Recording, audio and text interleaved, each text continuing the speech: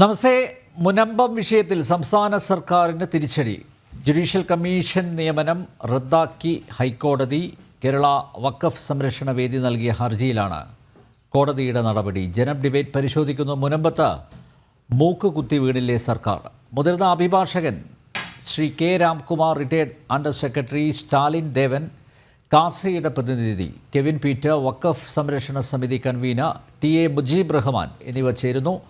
എല്ലാ അതിഥികളെയും ഈ സംവാദത്തിലേക്ക് സ്നേഹാദരങ്ങളോടെ സ്വാഗതം ചെയ്യുന്നു. ഒപ്പം പ്രേക്ഷകരെയും. അഡ്വക്കേറ്റ് രാംകുമാർ, മുനമ്പം കമ്മീഷന് നിയമസാധുതയില്ല. പൊതുവായ ഭൂവിഷയങ്ങളിൽ കമ്മീഷൻ നിയമനം നടത്താൻ സംസ്ഥാന സർക്കാരിന് അധികാരമുണ്ടെങ്കിലും മുനമ്പത്ത് അതിന് സാധിക്കില്ലെന്നാണ് ഹൈക്കോടതിയുടെ കണ്ടെത്തൽ. കാരണം വഖഫ് ട്രിബ്യൂണലിൻ്റെ പരിഗണനയിലിരിക്കുന്ന വിഷയത്തിൽ വസ്തുതാന്വേഷണം നടത്താൻ മറ്റൊരു കമ്മീഷന് വയ്ക്കാനാകില്ല എന്നാണ് ഹൈക്കോടതിയുടെ നിരീക്ഷണം. ഹൈക്കോടതിയുടെ ഉത്തരവിനെ താങ്കൾ എങ്ങനെയാണ് നോക്കിക്കാണുന്നത്, അഡ്വക്കേറ്റ് രാംകുമാർ?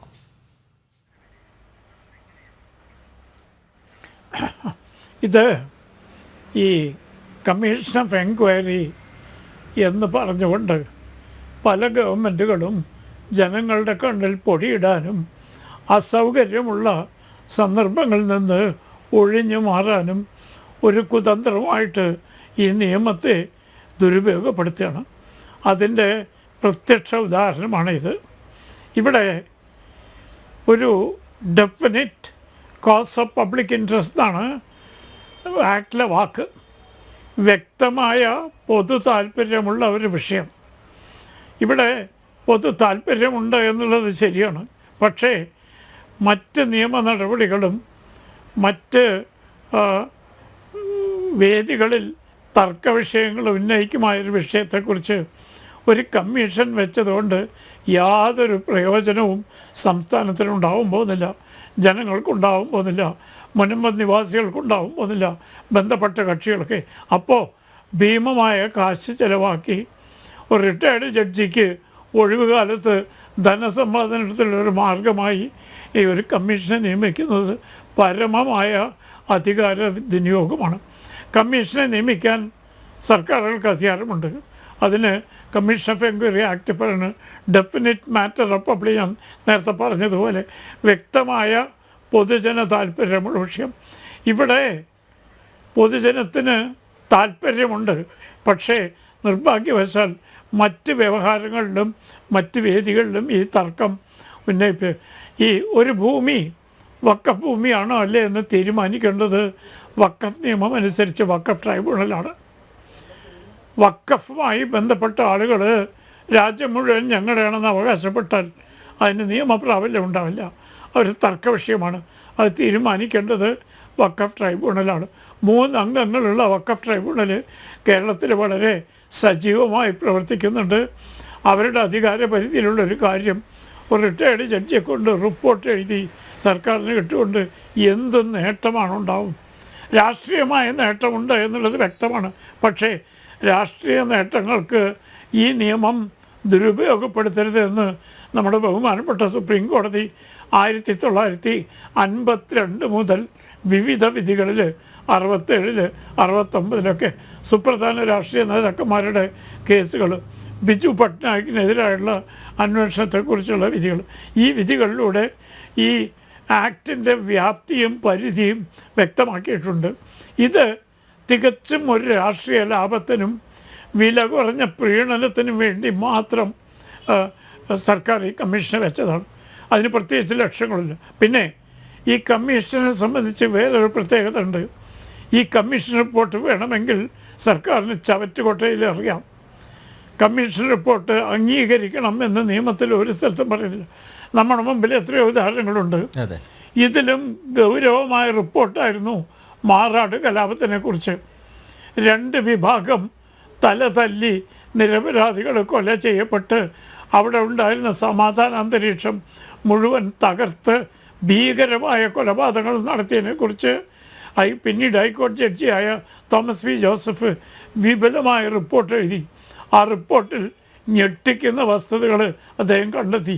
എന്തുപറ്റി? റിപ്പോർട്ട് പരസ്യം ചെയ്തോ? വന്നില്ലല്ലോ. തലശ്ശേരിയിലൊരു കലാപം ഉണ്ടായതുപോലെ ആ കലാപത്തെക്കുറിച്ച് അന്വേഷണം ഉണ്ടായി. അന്വേഷണ റിപ്പോർട്ട് പ്രസിദ്ധീകരിച്ചു. അപ്പോൾ സർക്കാരിന് തൽക്കാലം മുഖം രക്ഷിക്കാൻ ഉപയോഗിക്കാവുന്ന ഒരു നിയമം എന്ന പരിധി കഴിഞ്ഞ് പൊതുജന താല്പര്യങ്ങൾക്ക് എന്തെങ്കിലും വില കൊടുക്കുന്ന ഒരു നിയമമായിട്ട് ഇതിനെ മിക്ക സർക്കാരുകളും കാണുന്നില്ല. രാഷ്ട്രീയ കക്ഷി ഭേദമന്യേ രാജ്യത്തെ വിവിധ സർക്കാരുകളും ഇവിടെ തികച്ചും രാഷ്ട്രീയ ലക്ഷ്യത്തോടു കൂടിയാണ് ഈ കമ്മീഷനെ വെച്ചപ്പോൾ തന്നെ ചൂണ്ടിക്കാണിക്കപ്പെട്ടിട്ടുണ്ട് ഈ വിഷയം മറ്റൊരു ജുഡീഷ്യൽ ട്രൈബ്യൂണലിൻ്റെ പരിഗണനയിലിരിക്കുന്ന വിഷയമാണ്. ഏതെല്ലാമാണ് വഖഫ് ഭൂമി, ഏതെല്ലാം അല്ലാത്ത എന്ന് തീരുമാനിക്കാനുള്ള പരമാധികാരം വഖഫിനാണ്. ആ വഖഫ് ട്രൈബ്യൂണലിലെ വിധി വന്നാൽ ഹൈക്കോടതിയിലേക്ക് പോകാം.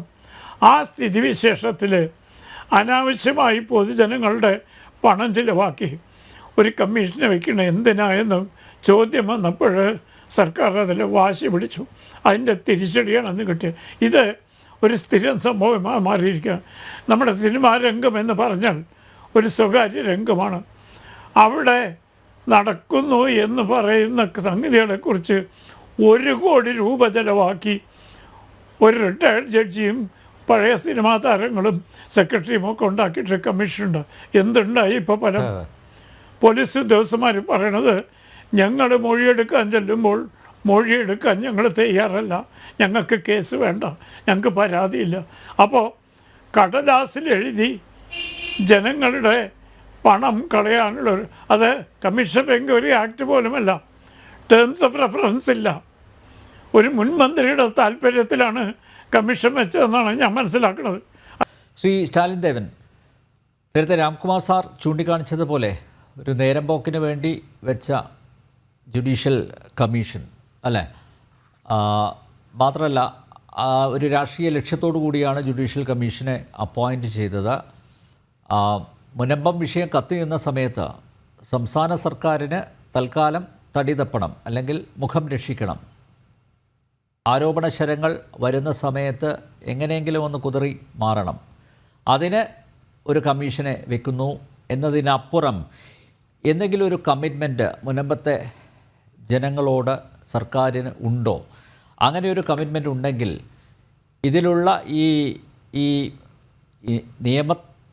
നിയമത്തിലുള്ള ചില പ്രശ്നങ്ങൾ അത് എങ്ങനെ മറികടക്കാം എന്നതിനെക്കുറിച്ച് കൂടിയാലോചിക്കേണ്ടതിന് പകരം ഒരു കമ്മീഷനെ വെച്ച് അത് എത്ര സമയം വേണമെങ്കിലും കമ്മീഷൻ്റെ കാലാവധി നീട്ടിക്കൊണ്ടുപോകാം അല്ലേ?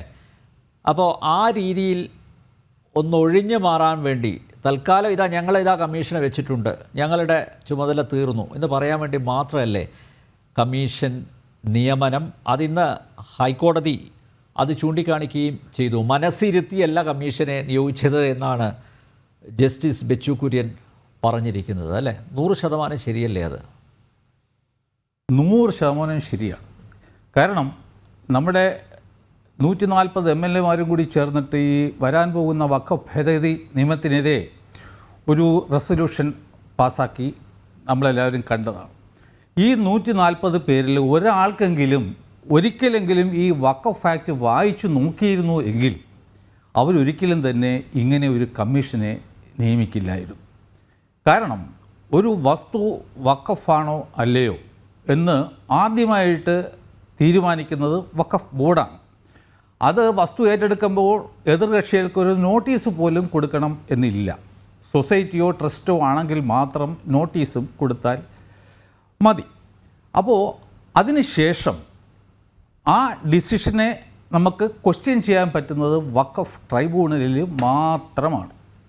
ഈ ഒരു വിഷയം ഇന്നത്തെ ഈ വിധി കൊണ്ട് 1-2 ഉപയോഗങ്ങളുണ്ടായി. അതായത് ഈ വിഷയം, അതായത് ഈ കാര്യം വഖഫ് ട്രൈബ്യൂണലിന് മാത്രമേ ഇന്ത്യ മഹാരാജ്യത്ത് അതിലൊരു തീരുമാനമെടുക്കാൻ സാധിക്കൂ എന്ന് കഴിഞ്ഞ 10 മാസമായിട്ട് ഞാൻ മുനമ്പംകാരോട് പറഞ്ഞുകൊണ്ടിരിക്കുകയായിരുന്നു. അവർ അത് കേൾക്കാൻ തയ്യാറായില്ല. അവർ രാഷ്ട്രീയപരമായിട്ടും അല്ലെങ്കിൽ ഹൈക്കോടതിയിൽ നിന്നും എങ്ങനെയെങ്കിലും ഒരു പരിഹാരം കാണാം എന്നുള്ള ധാരണയിലാണ് കഴിഞ്ഞ ഇത്രയും നാളുകൾ അവർ ഹൈക്കോടതിയിൽ പല റിട്ട് പെറ്റീഷനും കൊടുത്ത് ശ്രമിച്ചുകൊണ്ട് ഇരുന്നത്. രണ്ടാമതായിട്ട് ഞാൻ അവരോട് പറഞ്ഞു, നിങ്ങൾക്ക് ഈ സമരം നടത്തിയത് കൊണ്ട് യാതൊരു ഉപയോഗവുമില്ല. അതായത് സമരം നടത്തിയാൽ ഈ സംസ്ഥാന സർക്കാരിനോ ഇവൻ കേന്ദ്ര സർക്കാരിനോ നിങ്ങൾക്ക് യാതൊരു വിധത്തിലുള്ള ഒരു പരിഹാരവും തരാൻ വഖഫ് ആക്റ്റിലെ വ്യവസ്ഥകൾ സമ്മതിക്കുന്നില്ല. അഥവാ ഈ വഴി തെറ്റി അവർ എന്തെങ്കിലും പരിഹാരത്തിന് ശ്രമിച്ചു കഴിഞ്ഞാൽ അപ്പോൾ തന്നെ ഈ കൺസേൺഡ് പാർട്ടി, അതായത് വഖഫ് സംരക്ഷണ വേദിയെ പോലെയുള്ള ആൾക്കാർ കോടതിയെ സമീപിക്കുകയാണെങ്കിൽ ഇന്ന് സംഭവിച്ചതുപോലെ അതിന് തടസ്സം ഉണ്ടാക്കും. അപ്പോൾ ഈ മുനമ്പത്തെ ആൾക്കാരെ പറ്റിക്കാൻ വേണ്ടി മാത്രമാണ് ഈ ഒരുപാട് കോടാനുകോടി പൈസ കെട്ടിക്കിടക്കുന്ന നമ്മുടെ ട്രഷറിയിൽ നിന്നും കുറേ ലക്ഷങ്ങൾ ചിലവാക്കി ഈ ജസ്റ്റിസ് രാമേന്ദ്രൻ കമ്മീഷനെ 1952 കമ്മീഷൻസ് ഓഫ് എൻക്വയറി ആക്ട് പ്രകാരം ഒരു കമ്മീഷനായിട്ട് നിയമിച്ചത്.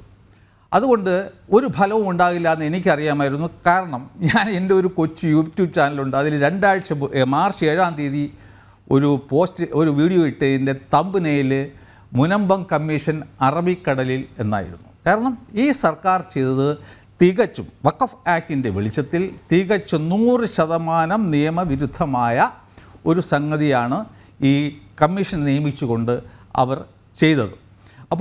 പക്ഷേ ഇന്നത്തെ ഹൈക്കോടതി വിധി 100% ശരിയാണെങ്കിലും അതിൽ വലിയ ഒരു തെറ്റ് 16ാമത്തെ ഖണ്ഡികയിൽ ബഹുമാനപ്പെട്ട സിംഗിൾ ബെഞ്ചിന് പറ്റിയിരിക്കുകയാണ്.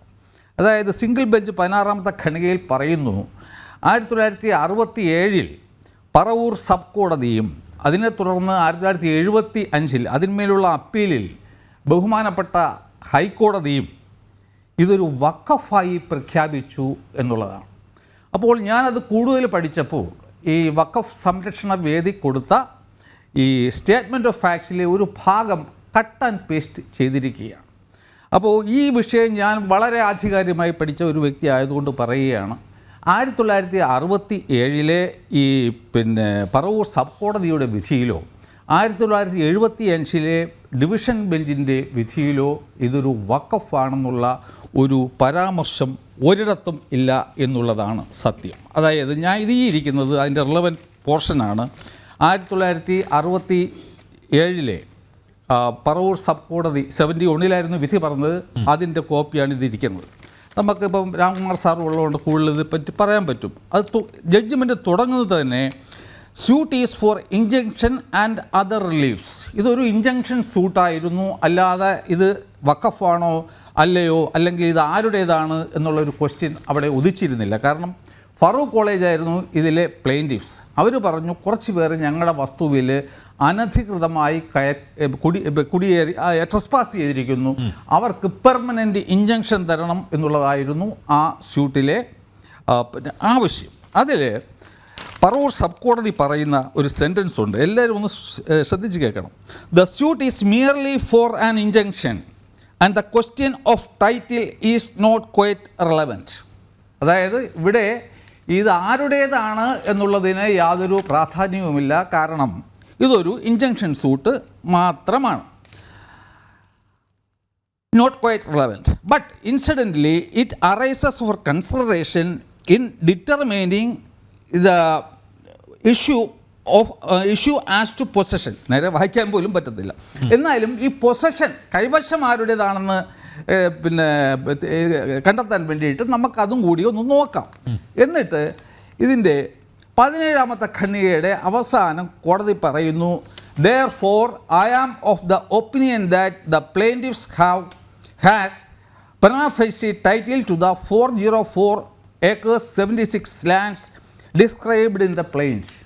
അതായത് ഫറൂഖ് കോളേജിനാണ് ഉടമസ്ഥാവകാശം, അവരുടേതാണ് പൊസഷൻ. അപ്പോൾ വഖഫ് എന്ന് പറഞ്ഞാൽ എന്താണ്? വഖഫിൻ്റെ ഓണർ ഈസ് അള്ളാഹ്, ഗോഡ്. അപ്പോൾ ഇവിടെ വഖഫ് അപ്പം ഇതിൻ്റെ ടൈറ്റിൽ അള്ളാഹ്ക്കാണെന്ന് പ്രത്യേകം പറയില്ല, വഖഫാണെന്നുള്ള വാക്ക് അവിടെ ഉപയോഗിക്കണമായിരുന്നു. ഇവിടെ ഉപയോഗിച്ചിരിക്കുന്നത് ഫറൂഖ് കോളേജ് ഹാസ് ടൈറ്റിൽ എന്നാണ് പറഞ്ഞത്, നോട്ട് അള്ളാഹ്. ഈ ഒരു കാര്യമാണ് അന്ന് അപ്പീലിൽ ഹൈക്കോടതിയിലേക്ക് പോയത്. അപ്പോൾ ഹൈക്കോടതിയിൽ 1975 ഹൈക്കോടതിയിലുണ്ടായിരുന്നത് ജസ്റ്റിസ് ഭാസ്കരനും ജസ്റ്റിസ് ബാലഗംഗാധരൻ നായരും ആയിരുന്നു. അവർ പറയുന്നത് എന്താണെന്ന് വെച്ച് കഴിഞ്ഞാൽ, അപ്പോൾ അതിലൊരു അവിടുത്തെ മുൻപത്തെ ആൾക്കാരൊരു തർക്കം പറഞ്ഞിരുന്നു, ഈ സിദ്ദിഖ് സേട്ടു ഞങ്ങളെ കുറച്ച് വസ്തുവും കൂടി അനധികൃതമായിട്ട് അദ്ദേഹത്തിൻ്റെ ഈ പ്രമാണത്തിൽ ചേർത്തു എന്ന്. അപ്പോൾ ബഹുമാനപ്പെട്ട ഡിവിഷൻ ബെഞ്ച് പറയുന്നു, we are also of the opinion that Siddique Sait who wanted to make a generous gift to the college would not have thought of including any property which was not included in his title deed. എന്താണ് ഫറൂഖ് കോളേജിന് ഒരു വലിയ generous ആയിട്ടുള്ള ഒരു gift കൊടുക്കാൻ ഉദ്ദേശിച്ച സിദ്ദിഖ് സേട്ടു അദ്ദേഹത്തിന് അവകാശപ്പെടാത്ത വസ്തു അതിൽ ചേർക്കും എന്ന് ഞങ്ങൾ കരുതുന്നില്ല. അല്ലാതെ ഡിവിഷൻ ബെഞ്ച് ഇതൊരു വഖഫാണെന്ന് ഒരിടത്തും പറഞ്ഞിട്ടില്ല. അപ്പോൾ ഇന്ന് നമ്മുടെ ബഹുമാനപ്പെട്ട കോടതി ഒരു നല്ല ജഡ്ജ്മെൻറ്റ്, നിയമപരമായ ഒരു ജഡ്ജ്മെൻ്റാണ് പറഞ്ഞത് എങ്കിലും 16ാമത്തെ ഖണ്ഡികയിൽ ബൈ മിസ്റ്റേക്ക് ആണോ എന്തെന്ന് എനിക്കറിയത്തില്ല, ഈ വഖഫ് സംരക്ഷണ സമിതിയുടെ statement of facts cut and paste ചെയ്തുകൊണ്ടാണ് 104 ഏക്കറോളം ഭൂമി അല്ലേ? മുൻപത്തെ 104 ഏക്കറോളം ഭൂമി വഖഫാണെന്ന് കണ്ടെത്തിയതാണെന്നുള്ള പരാമർശമല്ലേ വന്നിരിക്കുന്നത്? അതെ, ഇത് വഖഫാണെന്ന് കണ്ടെത്തിയത് പരാമർശം ചെയ്തിരുന്നു. ബഹുമാനപ്പെട്ട ഡിവിഷൻ ബെഞ്ചിൻ്റെ that judgement is going to suffer. ഇതിൽ ഏറ്റവും കൂടുതൽ നഷ്ടം സംഭവിക്കുന്നത് 1975 മഹാന്മാരായ രണ്ട് ജഡ്ജിമാരിരുന്ന് ഡിവിഷൻ ബെഞ്ചിലിരുന്ന് പറഞ്ഞ വിധിയാണ് സഫർ ചെയ്യുന്നത്. ആ ഒരു പരാമർശം 16ാമത്തെ ഖണ്ഡികയിലെ ഈ വസ്തുനിഷ്ഠം അല്ലാത്ത അല്ലെങ്കിൽ തെറ്റായ ഈ പരാമർശം ഇല്ലാതിരുന്നു എങ്കിൽ ഇന്നത്തെ ജഡ്ജ്മെൻറ്റിന് ഞാൻ 100ൽ 100 മാർക്ക് ഇടുകയുള്ളായിരുന്നു. അതുകൊണ്ട് തന്നെ ഈ ജഡ്ജ്മെൻറ്റ് ഞാൻ ഇന്ന് 100ൽ 10 മാർക്ക് മാത്രമേ ഇടുന്നുള്ളൂ. ബിക്കോസ് ബഹുമാനപ്പെട്ട ഡിവിഷൻ ബെഞ്ചിൻ്റെ ഉത്തരവിനെ മിസ് ഇൻ്റർപ്രറ്റ് ഈ ജഡ്ജ്മെൻറ്റ് ചെയ്തിരിക്കുകയാണ്. ഓക്കെ, നമുക്ക് മുജീബ് റഹ്മാൻ്റെ കണ്ടൻഷൻ എന്താണെന്ന് കേൾക്കാം. ശ്രീ മുജീബ് റഹ്മാൻ, എന്തായാലും നിങ്ങൾ ഉദ്ദേശിച്ചത് എന്താണോ അത് അനുകൂലമായി വന്നിരിക്കുകയാണ് ഹൈക്കോടതിയുടെ ഭാഗത്തു നിന്ന്, അല്ലേ?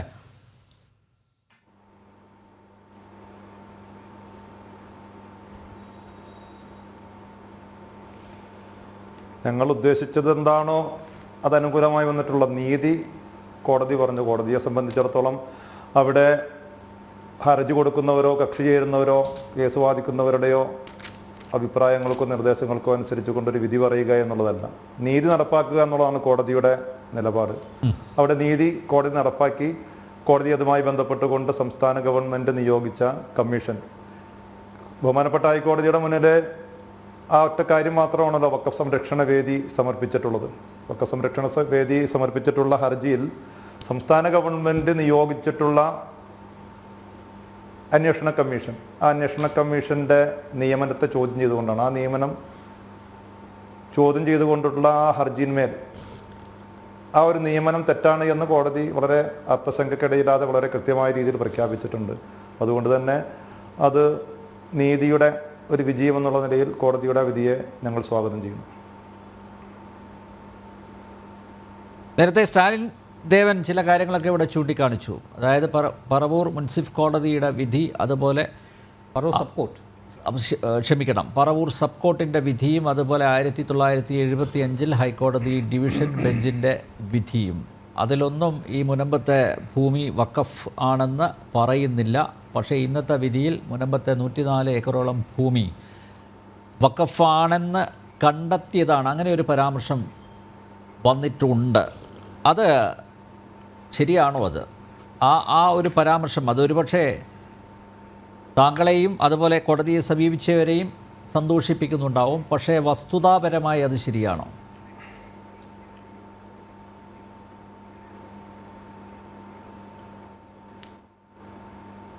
ബഹുമാനപ്പെട്ട ഹൈക്കോടതിയുടെ ഭാഗത്തു നിന്ന് ഒരു തീരുമാനമുണ്ടായിട്ട് ആ തീരുമാനവുമായി ബന്ധപ്പെട്ടുകൊണ്ട് നമ്മുടെ ചാനൽ ചർച്ചയിൽ വന്നിരുന്നുകൊണ്ട് 1970 വിധിയും പറവൂർ കോടതിയുടെ വിധിയിലൊന്നും ഉണ്ടായില്ല എന്ന് ഏതെങ്കിലും ഒരു വ്യക്തി പറഞ്ഞാൽ ആ വ്യക്തിയുടെ അഭിപ്രായത്തെയാണോ പരിഗണിക്കേണ്ടത്? കഴിഞ്ഞ എത്രയോ ആഴ്ചകളായി തലനാരിഴ കീറി ഓരോ അതേപോലെ തന്നെ പറവൂർ സബ് കോർട്ടിന്റെയും അതുപോലെ ഹൈക്കോടതി ഡിവിഷൻ ബെഞ്ചിന്റെയും ഉത്തരവ് ഉദ്ധരിച്ചുകൊണ്ടാണ് സ്റ്റാലിൻ ദേവൻ പറഞ്ഞത്. അത് അദ്ദേഹത്തിന്റെ വ്യക്തിപരമായ അഭിപ്രായം, എന്റെ അഭിപ്രായമല്ല, അദ്ദേഹത്തിന്റെ വ്യക്തിപരമായ ഡിവിഷൻ ബെഞ്ചിന്റെ അഭിപ്രായമാണ് ഞാൻ പറഞ്ഞത്.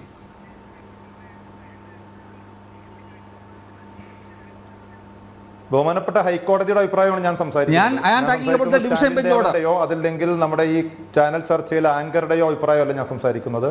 ഞാൻ സംസാരിക്കുന്നത് ഇന്ന് ഏറ്റവും ലേറ്റസ്റ്റ് ആയിട്ടുള്ള കാര്യം സംസാരിച്ചാൽ മതി. നമ്മൾ 1970 അയ്യോ, നിയമപരമായിട്ട് അങ്ങനെയല്ല, ലേറ്റസ്റ്റ് അല്ല.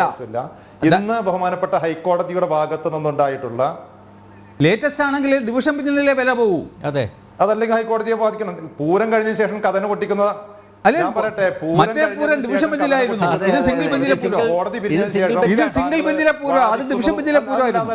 അതല്ല അങ്ങനെ അതാണ് മാഷ്. ഞാൻ സംസാരിക്കുമ്പോൾ താങ്കൾ ഇടയ്ക്ക് സംസാരിക്കല്ലേ? Okay, continue. അല്ല ഞാൻ സംസാരിക്കുമ്പോൾ താങ്കൾ സംസാരിക്കല്ലേ? Okay, continue. അല്ലെങ്കിൽ അദ്ദേഹം സംസാരിക്കട്ടെ, ഞാൻ സംസാരിക്കുന്നില്ല. അദ്ദേഹം സംസാരിക്കട്ടെ, അദ്ദേഹത്തോട് അല്ലല്ലേ? അദ്ദേഹം പറഞ്ഞു, അദ്ദേഹം ഓൾറെഡി പറഞ്ഞു. അല്ല, അദ്ദേഹം സംസാരിക്കട്ടെ. അദ്ദേഹം ഓൾറെഡി സംസാരിച്ചു കഴിഞ്ഞു. താങ്കൾ പറഞ്ഞത് അദ്ദേഹത്തിന്റെ വ്യക്തിപരമായ അഭിപ്രായം എന്നാണ്, അതല്ല എന്നാണ് ഞാനാണ് തിരുത്തിയത്. അങ്ങനെയല്ല, അദ്ദേഹം 2 കോടതി ഉത്തരവുകളാണ് അദ്ദേഹം ചൂണ്ടിക്കാണിച്ചത്. അത് അദ്ദേഹത്തിന്റെ വ്യക്തിപരമായ അഭിപ്രായമല്ല, കോടതിയുടെ നിരീക്ഷണമാണ്, ഫൈൻഡിംഗ് ആണ്.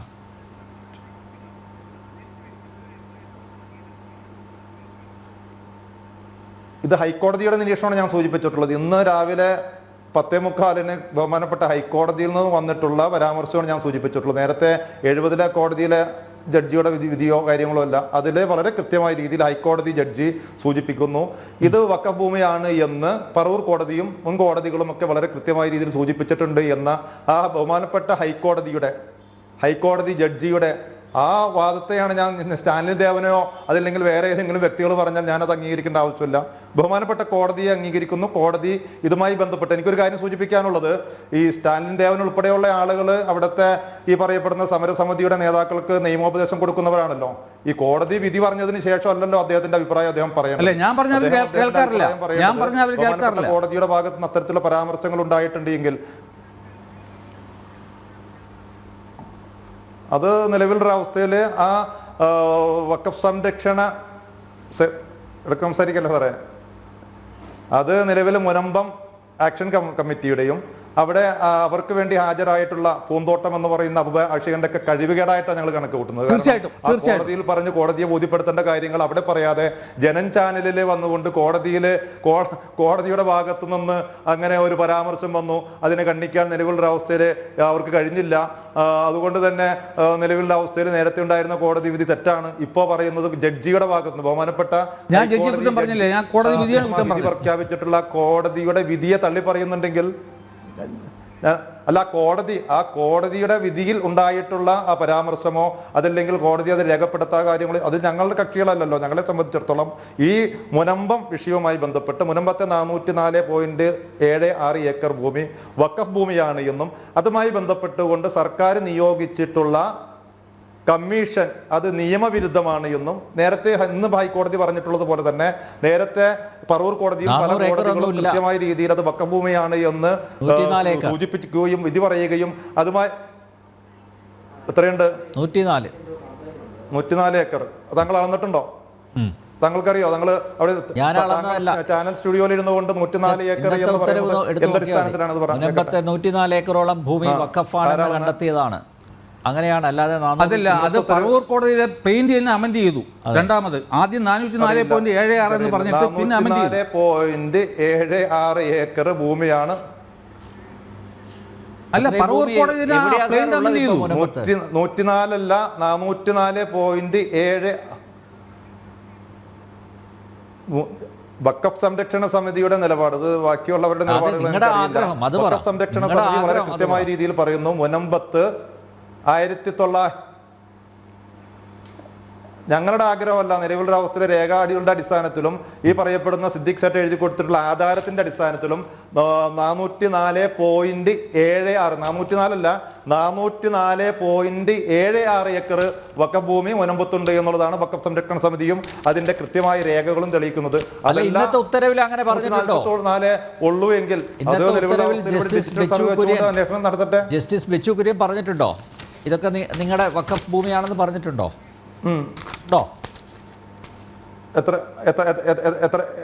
എത്ര ഏക്കർ ഇന്നത്തെ ബഹുമാനപ്പെട്ട ഹൈക്കോടതിയുടെ മുന്നിൽ ഞങ്ങൾ കൊടുത്തിട്ടുള്ളത് അവിടെ നിയോഗിച്ചിട്ടുള്ള അന്വേഷണ കമ്മീഷൻ അവിടെ നിയോഗിച്ചിട്ടുള്ള സർക്കാർ നിയോഗിച്ചിട്ടുള്ള കമ്മീഷനെ റദ്ദ് ചെയ്യണമെന്നും ആ നിയമനം റദ്ദ് ചെയ്യണമെന്നും അത് നിയമപരമല്ല എന്നുള്ള ഒറ്റ കാര്യം ഞങ്ങൾ സൂചിപ്പിച്ചിട്ടുള്ളൂ. അതിൽ ഞാൻ പറയണ്ടല്ലോ, ഇപ്പൊ തന്നെ നേരത്തെ സംസാരിച്ച സ്റ്റാലിൻ ദേവൻ തന്നെ പറഞ്ഞിട്ടുണ്ടോ അത് വക്കം ഭൂമിയാണ് എന്ന് നേരത്തെ കോടതി പറഞ്ഞിട്ടുണ്ട് എന്ന് ഹൈക്കോടതി പറഞ്ഞിട്ടുണ്ട് എന്ന്. ബഹുമാനപ്പെട്ട ഹൈക്കോടതി അദ്ദേഹം പറഞ്ഞല്ലോ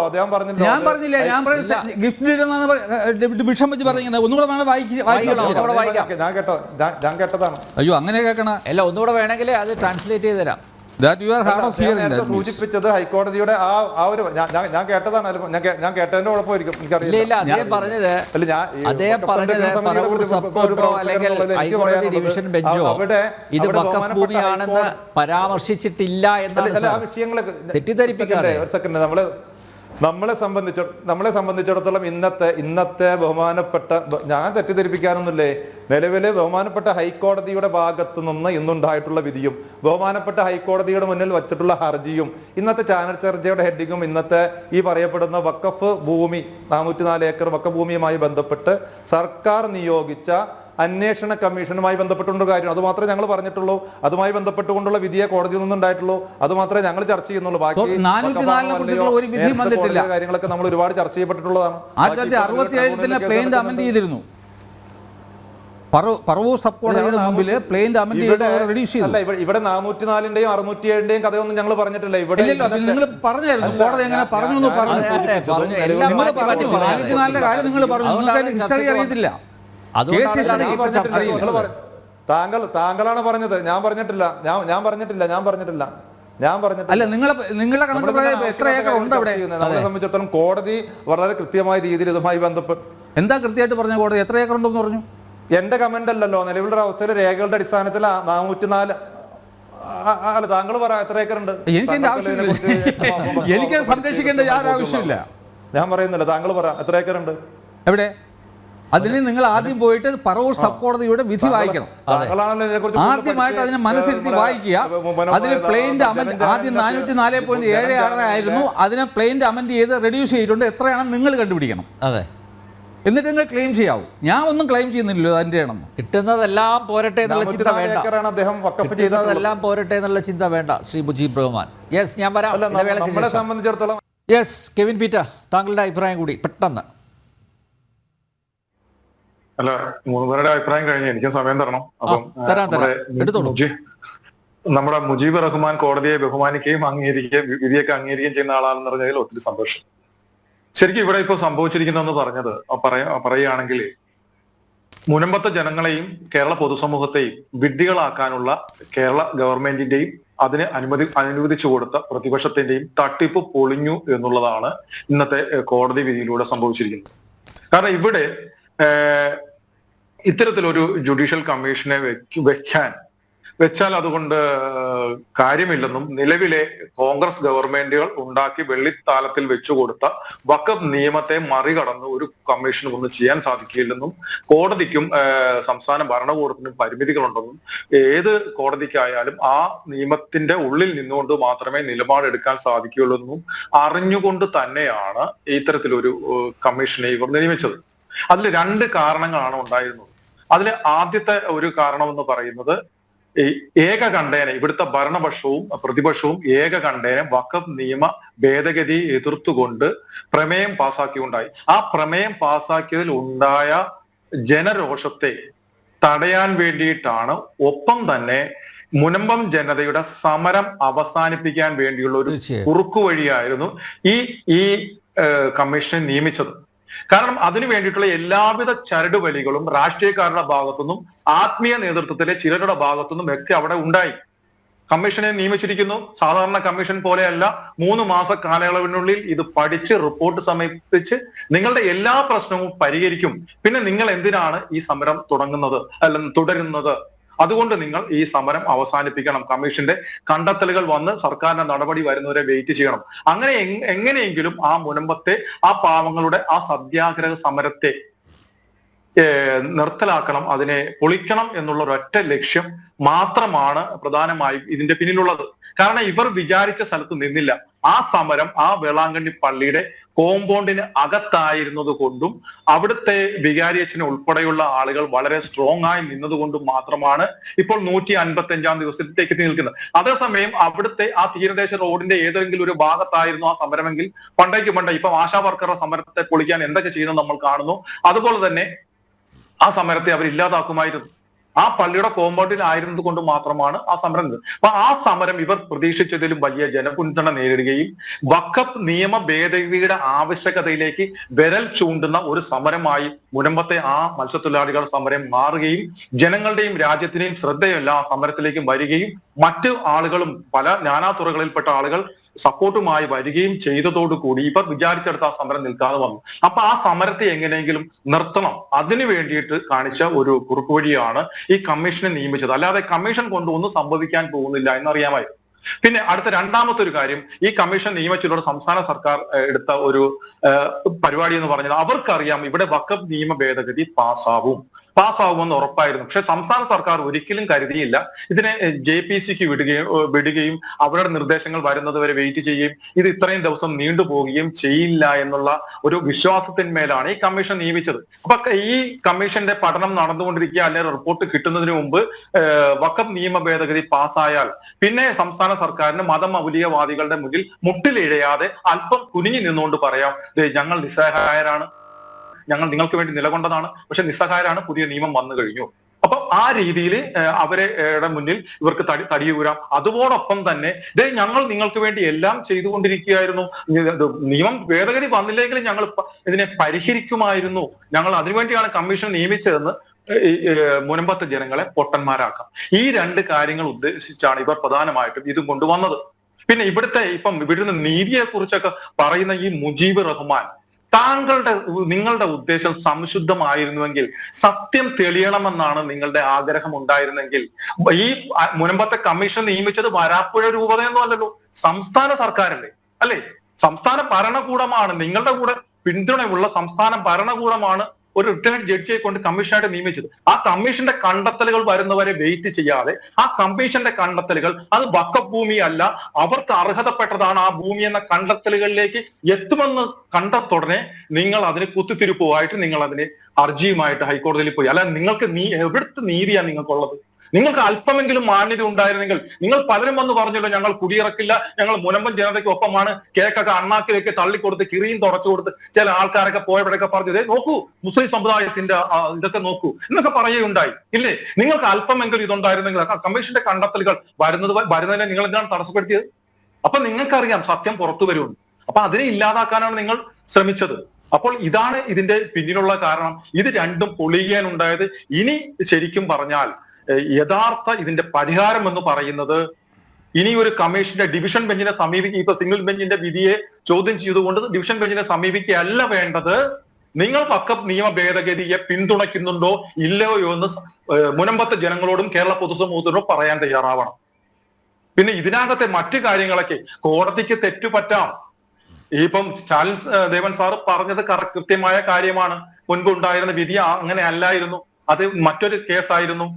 അപ്പോൾ അതില് വന്നിരിക്കുന്ന എറർ എന്ന് പറയുന്നത് കൃത്യമായിട്ട് സ്റ്റാലിൻ ദേവനോ അല്ലെങ്കിൽ ജോഷി മയ്യാട്ടിൽ അച്ഛനോ അല്ലെങ്കിൽ സമരസമിതിയുടെ ബെന്നിയോ ഒന്നും അല്ല അവിടെ കേസ് വാദിച്ചത്. ആ വക്കീലിന് കൃത്യമായിട്ട് കാര്യങ്ങൾ അവതരിപ്പിക്കാൻ സാധിക്കാതെ എന്നുകൊണ്ടാണ് അത്തരത്തിലൊരു പരാമർശം അതവിടെ കോപ്പി പേസ്റ്റ് ചെയ്യപ്പെട്ടത്.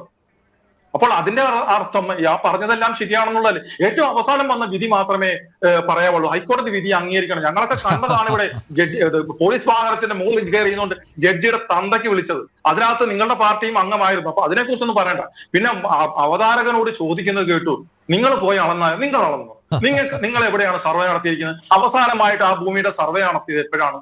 നിങ്ങൾക്കറിയാവും 404 ഏക്കർ അവിടെ ഉണ്ടെന്ന്, കടലെടുത്ത് പോയതിന്റെ ബാക്കി. അപ്പൊ നിങ്ങൾക്കും അറിയില്ല എത്രയുണ്ടെന്ന്. അവിടെ നിങ്ങൾക്കൊരു ഇത് പറ്റിയിട്ടുണ്ട്, മണ്ടത്തരം പറ്റിയിട്ടുണ്ട്, നിങ്ങൾക്കും അറിയില്ല. അപ്പൊ പിന്നെ ആരും അങ്ങനെ 404 ബലം പിടിക്കേണ്ട യാതൊരു ആവശ്യവുമില്ല. ശ്രീ കെവിൻ പീറ്റർ, 404 ഏക്കറിൽ 300 കടലേറ്റ് കൊണ്ടുപോയെന്ന് ഇതിൽ പറഞ്ഞിട്ടുണ്ട് ഈ പുതിയ ജഡ്ജ്മെന്റിൽ. അതാണ് ഞാൻ അദ്ദേഹത്തോട് ചോദിച്ചത്. ഞാൻ പിന്നെ ഇവിടുത്തെ രാഷ്ട്രീയക്കാരന്റെ നിലപാടെന്ന് പറയുന്നത്, നിയമസഭയിൽ ഒരിക്കലെങ്കിലും ഇവർക്ക് വേണ്ടി ഒരു വിഷയം ഇവിടുത്തെ പ്രതിപക്ഷം അല്ലെങ്കിൽ മറ്റാരെങ്കിലും ഉന്നയിച്ചിട്ടുണ്ടോ? അവരുടെ MLA ആരെങ്കിലും ഉന്നയിച്ചിട്ടുണ്ടോ? ഒരിക്കൽ പോലും ഉന്നയിച്ചിട്ട് കയ്യേറ്റക്കാർക്ക് നീതി അടയ്ക്കാനുള്ള അവസരം കൊടുക്കരുത് എന്നാണ് നിയമസഭയിൽ നിലപാടെടുത്തത്.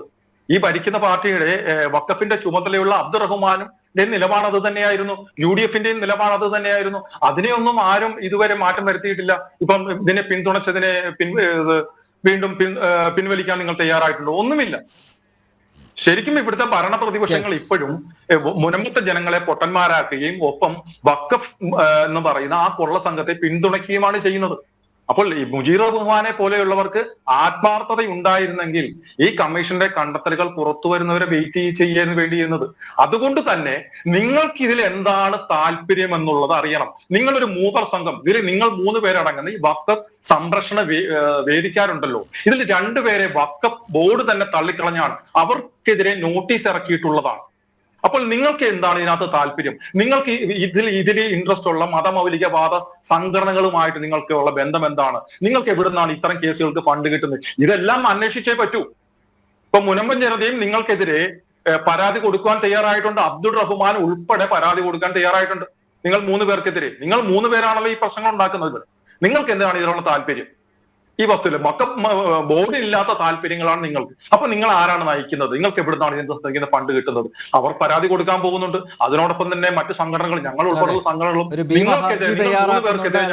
ആഭ്യന്തര വകുപ്പിന് പരാതി നൽകും, അയച്ചു കൊടുക്കാൻ പോവുകയാണ്. NIA അന്വേഷണം വേണമെന്നാണ് അവരുടെ പ്രധാനപ്പെട്ട ആവശ്യം. ഞാനൊന്ന് രാംകുമാർ സാറിലേക്ക് പോകട്ടെ. രാംകുമാർ സാർ നേരത്തെ പറഞ്ഞുകൊണ്ടിരിക്കുമ്പോഴാണ് പെട്ടെന്ന് സാങ്കേതിക തടസ്സമുണ്ടായത്. രാംകുമാർ സാർ, ഈ ജഡ്ജ്മെന്റിൽ ഈ മുനമ്പത്തെ ഇപ്പോൾ നമ്മുടെ മുജീബ് റഹ്മാൻ പറഞ്ഞത്, അദ്ദേഹം ചൂണ്ടിക്കാണിച്ചത് 404 ഏക്കറോളം ഭൂമി, അതിലപ്പുറം ഏക്കറോളം ഭൂമി വഖഫാണ് എന്നൊരു പരാമർശം ഉണ്ടെന്നാണ്. അത് പക്ഷേ ഇല്ല, 300 ഏക്കർ കടലെടുത്തു എന്നാണ് പറയുന്നത്. അപ്പം ശേഷിക്കുന്നത് 104 ഏക്കർ. പക്ഷേ എങ്കിലും ഈ സിംഗിൾ ബെഞ്ചിൻ്റെ ഈ ഇന്നത്തെ വിധിയിൽ മുനമ്പത്തെ ഭൂമി വഖഫാണെന്ന് കണ്ടെത്തിയിരിക്കുന്നു. ആ ഒരു പരാമർശം അത് ഇനിയിപ്പം ഭാവിയിലുള്ള നിയമ നടപടികൾക്ക് അത് ദോഷകരമായിട്ട് വരില്ലേ? എന്താണ് താങ്കളുടെ നിഗമനം? ഞാൻ മനസ്സിലാക്കുന്നത് ഹൈക്കോടതി പരിഗണിച്ചത് മുനമ്പം വിഷയത്തിൽ സർക്കാർ നിയമിച്ച ജുഡീഷ്യൽ കമ്മീഷൻ നിയമനത്തിൻ്റെ സാധുത മാത്രമാണ്. ഇങ്ങനെ ഒരു judicial commission of enquiry act 1952 പരിധിയിൽ വരുമോ? അത് പൊതു താല്പര്യത്തിന് നിരക്കുന്നതാണോ? അത് നീതിയുക്തമാണോ? സർക്കാർ മനസ്സ് വെച്ചുകൊണ്ട് കാര്യങ്ങൾ വേണ്ടത്ര പരിഗണിച്ചുകൊണ്ടാണോ? ഇത്രേ വിഷയമുള്ളൂ. അത് വഖഫ് ഭൂമിയാണോ? എത്ര ഏക്കർ ഭൂമിയുണ്ടോ? മുമ്പ് വിധിയുണ്ടോ? ഇതൊന്നും ഹൈക്കോടതിയുടെ പരിഗണനയിൽ ഭരണഘടനയുടെ 226 അനുച്ഛേദ പ്രകാരം ഫയൽ ചെയ്യുന്ന റിറ്റ് ഹർജിയിൽ ഒരിക്കലും തീരുമാനിക്കാൻ പാടില്ല എന്ന് 100 കണക്കിന് സുപ്രീം കോടതി വിധിയുണ്ട്. ഒരു വസ്തുതർക്കം തീരുമാനിക്കലല്ല ഒരു ഭരണഘടനാ കോടതിയുടെ പ്രവൃത്തി. അത് സിവിൽ കോടതിയാണ് തീരുമാനിക്കേണ്ടത്. ഇവിടെ സിവിൽ കോടതി തീരുമാനിച്ച വല്ല കാര്യത്തിൽ നമ്മുടെ 2 സുഹൃത്തുക്കൾ തമ്മിൽ തർക്കം നിലനിൽക്കണം. ആ വിധി വായിച്ചാൽ അറിയാലോ. സിവിൽ കോടതികൾക്ക് വരെ ഈ കാര്യത്തിൽ അധികാരമില്ല എന്ന് സുപ്രീം കോടതി പറഞ്ഞിട്ടുണ്ട് പലപ്പോഴും.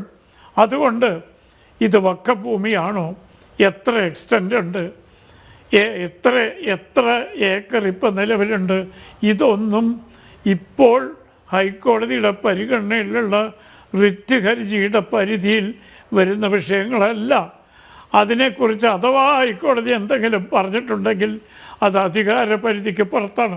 കാരണം ഒരു റിറ്റ് ഹർജിയിൽ വസ്തുതർക്കം നിശ്ചയിക്കാൻ പാടില്ല എന്ന് വളരെ സുസ്ഥിരമായ 100 കണക്കിന് വിധികൾ സുപ്രീം കോടതിയിലുണ്ട്.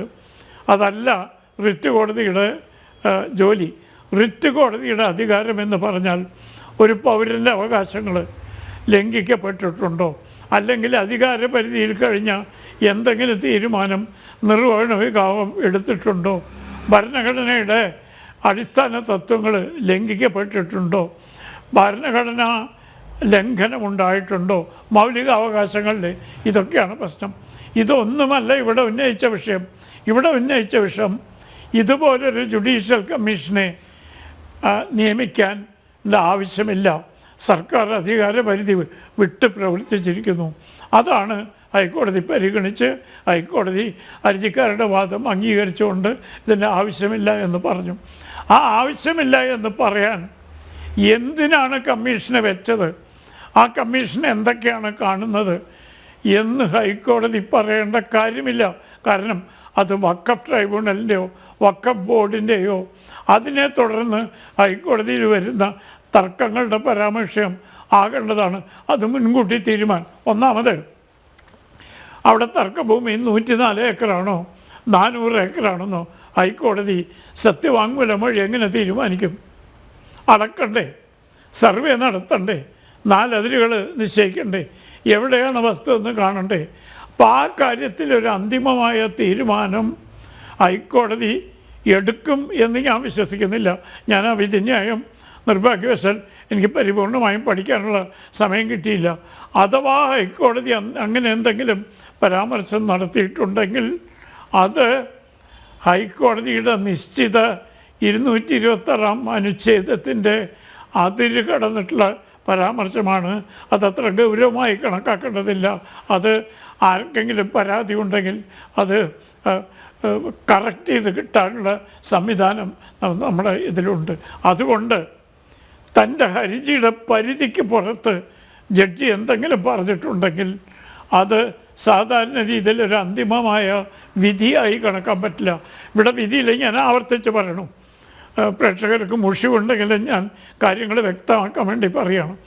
കമ്മീഷൻ നിയമനം ശരിയാണോ തെറ്റാണോ?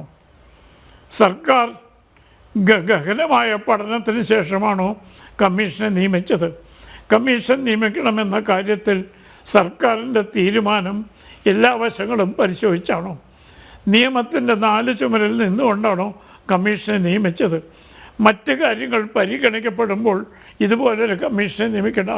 ഇത്തരം വിഷയങ്ങളാണ് എൻ്റെ പരിമിതമായ അറിവിൽ ഹൈക്കോടതിയിലെ ജഡ്ജിയുടെ പരിഗണനയിലുണ്ടായിരുന്നു. അത് സംബന്ധിച്ച ഉത്തരങ്ങൾ അദ്ദേഹം തന്നു. ഇത് പൊതു താല്പര്യത്തിന് നിരക്കുന്നതല്ല, ഇങ്ങനെ ഒരു കമ്മീഷനെ നിയമിക്കേണ്ട കാര്യമില്ല, അതുകൊണ്ട് റദ്ദാക്കുന്നു. അതിനുപോൽക്കബലകമായി ഏതെങ്കിലും ബാഹ്യവശാൽ എന്തെങ്കിലും പരാമർശം നടത്തിയിട്ടുണ്ടെങ്കിൽ തന്നെ അതൊരു അന്തിമ വിധിയായി കണക്കാക്കാവുന്നതല്ല. അന്തിമ വിധി ഇത് മാത്രമേ ഉള്ളൂ. കമ്മീഷൻ വെച്ചത് നിയമവിധേയമാണോ അല്ല എന്ന് പറയും. ശ്രീ മുജീബ് റഹ്മാൻ, താങ്കൾക്കും അതുപോലെ ഈ വഖഫ് സംരക്ഷണ സമിതി നേതാക്കളായ നാസർ മനയിൽ, അബ്ദുൽ സലാം ഇവർക്കെതിരെ ഒരു ഭീമ ഹർജി തയ്യാറാക്കുന്നുണ്ട് മുനമ്പത്തുകാർ. ഇന്ന് അവരൊരു യോഗം ചേർന്നിരുന്നു. ഈ വിഷയത്തിൽ നിങ്ങളുടെ താല്പര്യം എന്താണ് എന്നറിയാൻ, അതിന് ഒരു NIA അന്വേഷണം വേണം, കേന്ദ്ര ഏജൻസിയുടെ അന്വേഷണം വേണമെന്നാണ് അവരുടെ ആവശ്യം.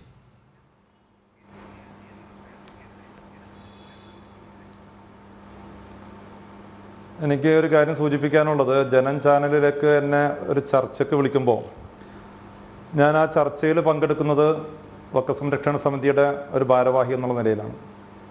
നാട്ടിൽ മൊത്തം വർഗീയത ഇളക്കി വിട്ടുകൊണ്ട് അതിൽ നിന്ന് നേട്ടമുണ്ടാക്കാൻ ശ്രമിക്കുന്ന കാസയെ പോലെയുള്ള സംഘടനയുടെ വക്താക്കളുടെ ഇത്തരത്തിലുള്ള പരാമർശങ്ങൾ ഇതിൻ്റെ ഈ ചർച്ചയ്ക്ക് നേതൃത്വം കൊടുക്കുന്നവരെ അനുവദിച്ചു കൊടുക്കുന്നൊരവസ്ഥ ഉണ്ടെങ്കിൽ ജനം ചാനലിൻ്റെ ചർച്ചയിലേക്ക് വിനീതനായി എന്നെ വിളിക്കരുത്. പരിശുദ്ധ റമദാനായി അതുമായി ബന്ധപ്പെട്ടുകൊണ്ടുള്ള രാത്രി നിസ്കാരങ്ങൾ ബാക്കിയുള്ള കാര്യങ്ങളൊക്കെ ഉണ്ടെങ്കിൽ അതിനിടയ്ക്ക് സമയം കണ്ടെത്തിക്കൊണ്ടാണ് ഞാനവിടെ വന്നിട്ടുള്ളത്. ഞാൻ ഈ രാജ്യത്തെ ഒരു പൗരനാണ്. ഈ നാട്ടിൽ നടക്കുന്ന വിഷയങ്ങളുമായി ബന്ധപ്പെട്ടുകൊണ്ട് രാജ്യത്തെ കോടതികളെ സമീപിക്കുവാനുള്ള അവകാശം ഭരണഘടനാനുസൃതമായ രീതിയിൽ എനിക്കുണ്ട്.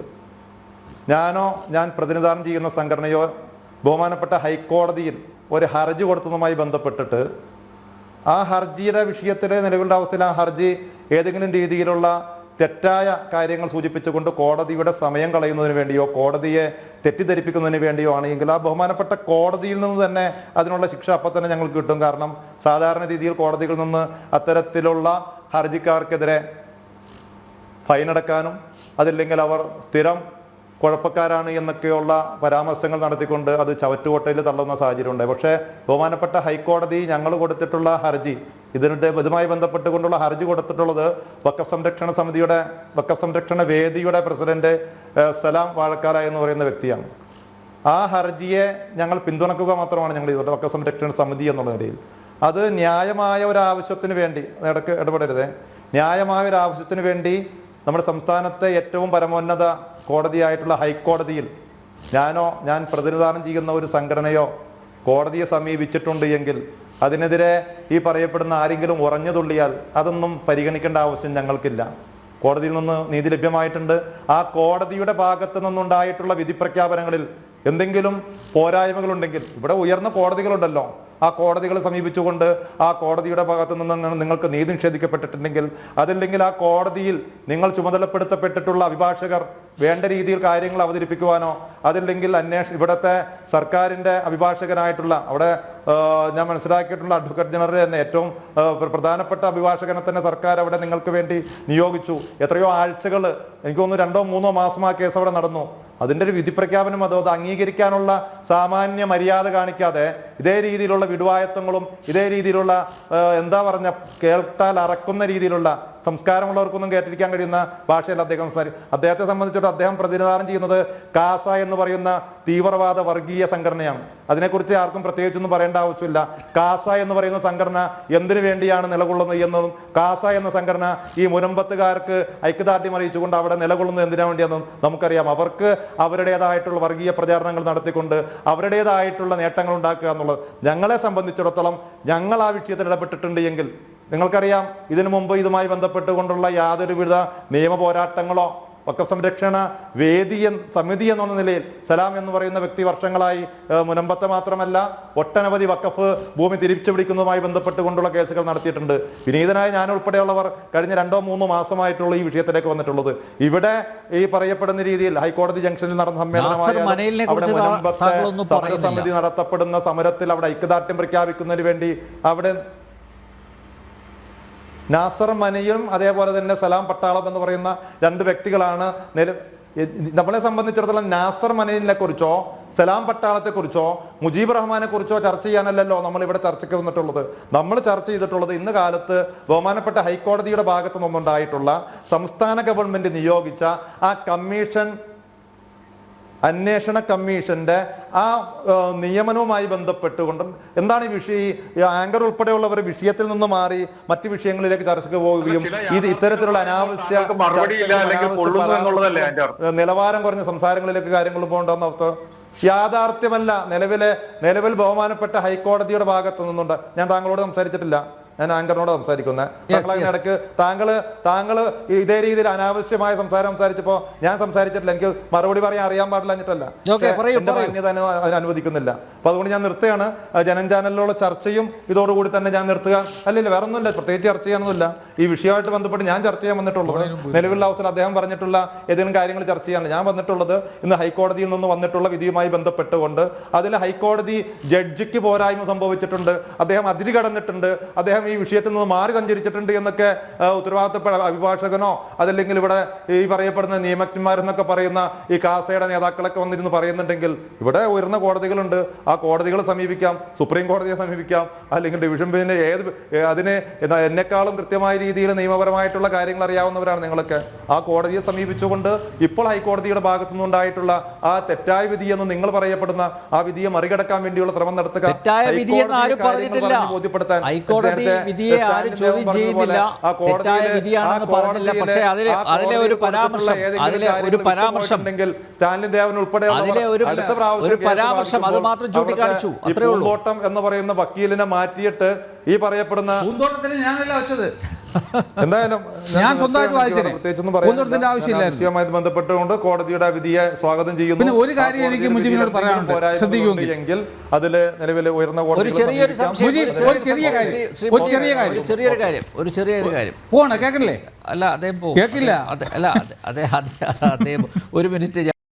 ശ്രീ സ്റ്റാലിൻ ദേവൻ, ഇന്ന് ജസ്റ്റിസ് CN രാമചന്ദ്രൻ നായർ മാധ്യമങ്ങളോട് പ്രതികരിച്ചത് അദ്ദേഹം ഇതിൽ കുറേ എഫേർട്ട് നടത്തി എന്നുള്ളതാണ്. കാരണം 3 മാസമാണല്ലോ സമയം കൊടുത്തിരിക്കുന്നത്.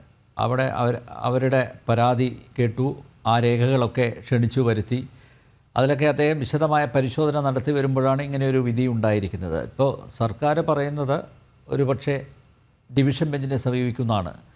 ഡിവിഷൻ ബെഞ്ചിനെ സമീപിച്ചാൽ എന്തെങ്കിലും രക്ഷയുണ്ടാവുമോ? രാംകുമാർ സാർ പറഞ്ഞല്ലോ, ഒരു രക്ഷയും കരുതരുത്. കാരണം ഈ അപ്പോയിൻറ്റ് ചെയ്ത രീതി ഇത് ശരിയല്ല. ഇത് ഈ രാഷ്ട്രീയ പ്രേരിതമായിട്ട് ഈ മുൻപത്തെ ആൾക്കാരെയൊക്കെ ഒന്ന് തെറ്റിദ്ധരിപ്പിക്കാൻ വേണ്ടി ഒരു കമ്മീഷൻ വെറുതെ വെച്ചു. അത് ഹൈക്കോടതി സിംഗിൾ ബെഞ്ച് പറഞ്ഞു. പിന്നെ ഈ പരാമർശമുണ്ടല്ലോ, ഈ മുൻകാല വിധികളിൽ ഇങ്ങനെ വഖഫാണെന്ന് പറഞ്ഞിട്ടുണ്ട്. അല്ല, അതിലാണ് ഇവർ പിടിച്ചു നിൽക്കുന്നത്. അതിൽ മുൻപം ശ്രീ സ്റ്റാലിൻ ദേവൻ, ഈ മുനമ്പുമായി ബന്ധപ്പെട്ട എല്ലാ ചർച്ചകളിലും മുജീബ് റഹ്മാൻ സ്ഥിരമായി ഉന്നയിക്കുന്ന ഒരു വാദം എന്ന് പറയുന്നത് മുനമ്പത്തേത് വഖഫ് ഭൂമിയാണെന്നുള്ള കോടതി വിധികളുണ്ട് എന്നുള്ളതാണ്. അതേ പലവട്ടം ഇത് പറഞ്ഞിട്ടുണ്ട്. അതെ, അതായത് പറവൂർ സബ് കോടതിയുടെ വിധിയിലും അതുപോലെ ഹൈക്കോടതി ഡിവിഷൻ ബെഞ്ചിൻ്റെ വിധിയിലുമൊക്കെ മുനമ്പത്തേത് വഖഫ് ഭൂമിയാണെന്ന് സ്ഥാപിക്കാനുള്ള ബോധപൂർവമായിട്ടുള്ള ശ്രമം ഈ ചർച്ചകളിലൊക്കെ അദ്ദേഹം നടത്തിയിട്ടുണ്ട്. അതുമാത്രമല്ല, അതുകൊണ്ടാണ് അത് എടുത്തു കാണിച്ചത്. ഈ വഖഫ് ബോർഡ് ഈ വസ്തു ഏറ്റെടുത്ത് കൊണ്ട് ഒരു EP നമ്പർ ഒരു പ്രൊസീഡിങ്സ് ഉണ്ട്. അതിലും പറയുന്നത് 1971 പറവൂർ സബ് കോടതി വിധിയിലും തുടർന്ന് 1975 ബഹുമാനപ്പെട്ട ഹൈക്കോടതി ഡിവിഷൻ ബെഞ്ചിൻ്റെ വിധിയിലും അസന്നിഗ്ധമായി ഇതൊരു വഖഫ് പ്രോപ്പർട്ടിയാണെന്ന് പറഞ്ഞിട്ടുണ്ട് എന്നുള്ളതാണ്. അങ്ങനെ ഒരു ഇഷ്യൂ പോലും ആ കേസിൽ ഫ്രെയിം ചെയ്തിട്ടില്ല. ബിക്കോസ് അത് വന്നിട്ട് ഒരു ഇഞ്ചക്ഷൻ സൂട്ട് മാത്രമായിരുന്നു.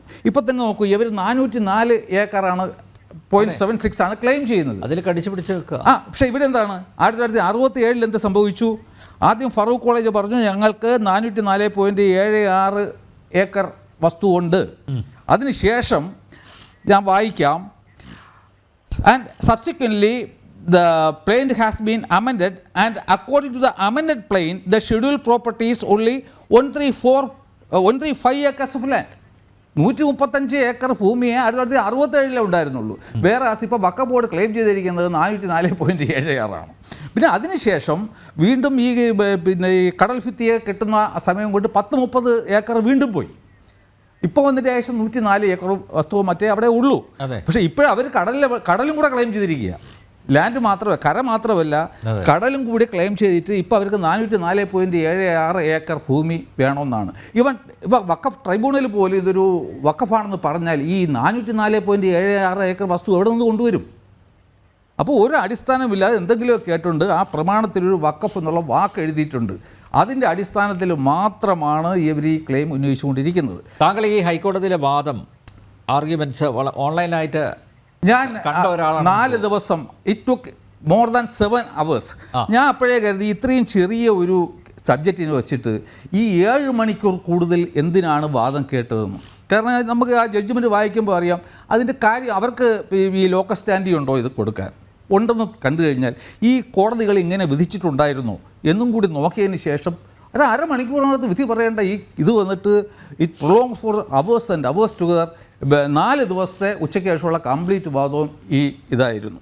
അപ്പോൾ തന്നെ എനിക്ക് ഐഡിയ കിട്ടി. എന്നിട്ട് ബഹുമാനപ്പെട്ട ജഡ്ജി പറയുകയും ചെയ്തു, I am not going to enter into any findings whether it is a waqf or not എന്ന് ഓപ്പൺ കോടതിയിൽ പറഞ്ഞതാണ്.